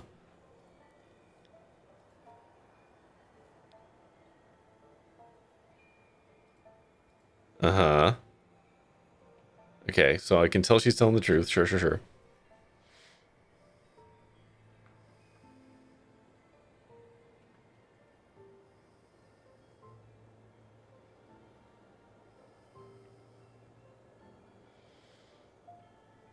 Why can't you just be direct? Why the mystery? Those are the rules? Every bargain has its rules. Interesting. So it's her life or mine? Is that what you're saying? That's a very distinct possibility, yes, though any harm visited on you won't come from me. You're in danger, I'm sure you can feel that. And I make a powerful ally. Uh-huh. What about this bargain? What rules would I be agreeing to? This isn't a bargain. I was always going to help you. After all, I intend to break the structures that have been holding everyone in place. Uh-huh. Okay, so from what we understand now, in Save 1, Sybil's still trying to break what's going on, but she couldn't talk to us about it because Tabitha's there. Right? So what we're kind of learning now is that Sybil wants this undone. She's going about it her way. So she's still, like, in the first save, she's still going to be instrumental in however that plays out. And she believes that this is how it has to be done. In our second playthrough, we unmake her, and now Kanika the Wonder Witch is going to be the person who's instrumental in that. Wayne's going to take care of me. I don't need your help. You poor dear. Do you really feel like he's the only one you can turn to? I think I've been manipulating you. Yeah, that man somehow managed to earn your loyalty just because he's been kind. Kindness is easy when you're free to lie. Truth is what's hard. You call this truth? It's the closest I can get to it, yes. I don't feel super good about this. I know how unpalatable this feels, Corey. But pull back the curtain. It's a far kinder choice than anything you've been able to do this week. Oof.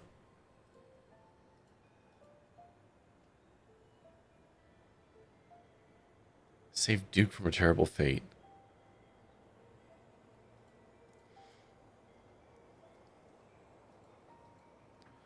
Free Charlie's spirit from the library, but at the cost of so many of yours.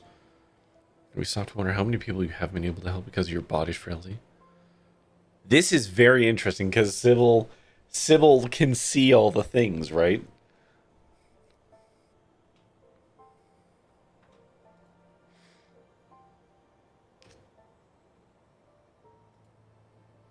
All these lingering threads left by your decisions can still be mended.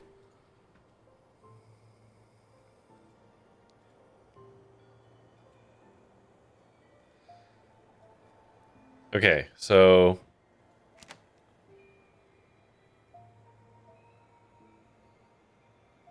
for funsies, let's just save here.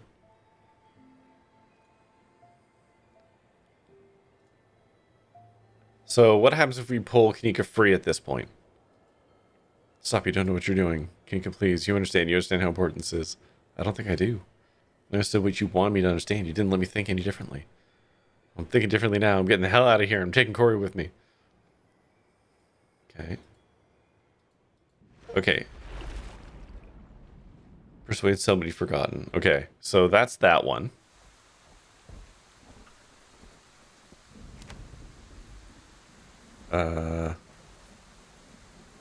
Yep. And what if I let her finish when she starts?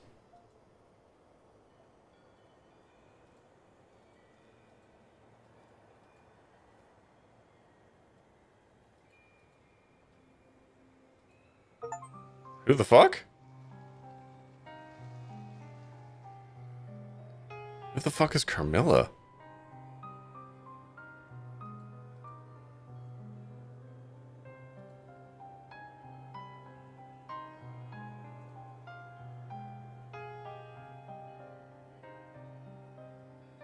What the fuck is Carmilla?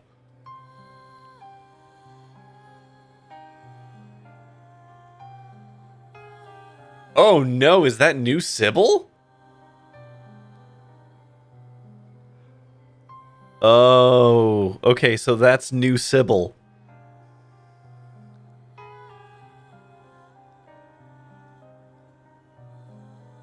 Oh no, she's hot now.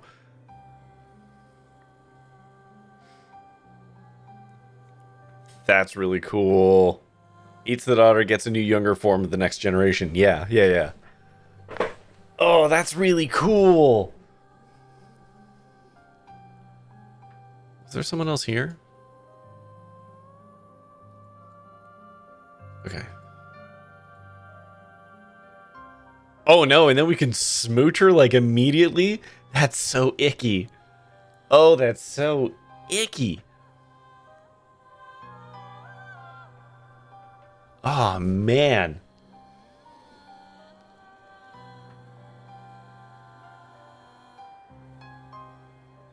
Bruce Wayne needs to get Pregante with a new daughter for the next cycle, so smooch away. Sure, go for it.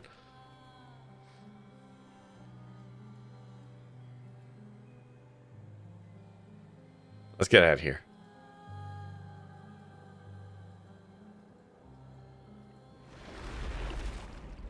Oh man, so icky.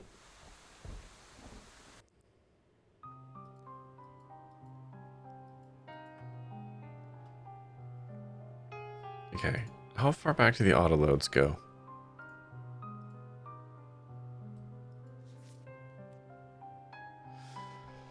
All right, we're gonna quit there. That is so interesting. That they can add a new character and then you can... Oh, fuck, that's so cool. That's so neat.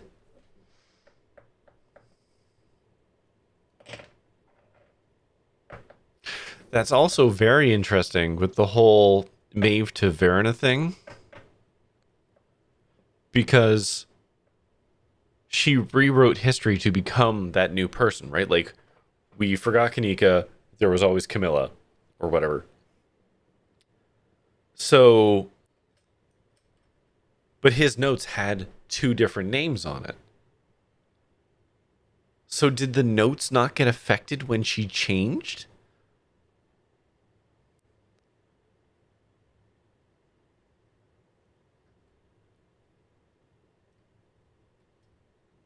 Why didn't that happen? Maybe because they're always sealed in the water? Maybe.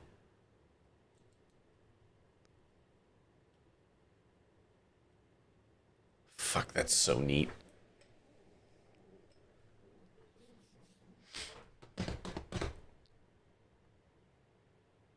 Wow. Okay, cool. That was really neat.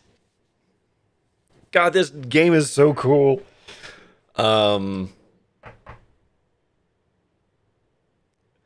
Good news, though, thinking about it, if we manage to get back to that point with the hot, strong dumb, I think dumb is just going to be like, yeah, man, go for it. I think I want to try and get it to the point where we get Camilla so that we can romance yet another person. Because I like that's kind of the dumb thing. But God, wow, that was very neat. I still do want to kind of try, like on my own time. I'm just gonna like stream through it so I can try the whole go confront Tabitha and then run the fuck away, just to see how that goes. I'm really curious about that. But whatever. We have our two saves. We've got our keen smart one where we're smooching Kanika, Sybil's still alive, Tabitha and Stella are fucking insane, and Wayne seems to be an interested party. Then we have our mystical animal talker who still has Stella for now, though she's gonna go talk to Tabitha, so who fucking knows how that's gonna go. Bo's dead. And another cop. I don't know if the other cop dies or not. Can't remember. But Sybil gets unmade, and now we have Kanika the Wonder Witch.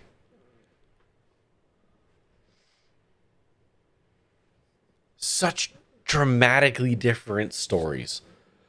I cannot fathom how Abby and is my brain saying Tony? Troy? Something with a T. And her partner are keeping this all figured out. Like, the branching logic of this thing. Oh my god. The real question is, can Himbo romance both Wayne and Carmilla? Probably. Himbo knows only Smooch. Smooch and, like, whey protein. Anyways, that's going to do it for me tonight. I will hopefully be back tomorrow. I have a bit of a cold going on at the moment. And quite frankly, I don't know how I'm going to feel tomorrow. So either I'll be better or I'll be worse. We'll find out. If I'm no good, I will put an announcement up in the Discord. Otherwise, we'll be back playing more Stardew tomorrow.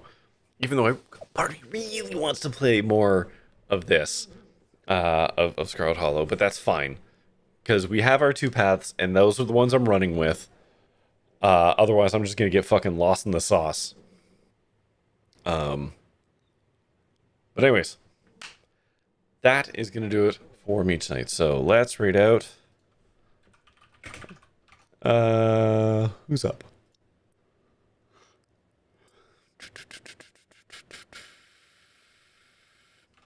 Cal's playing. What is Cal playing?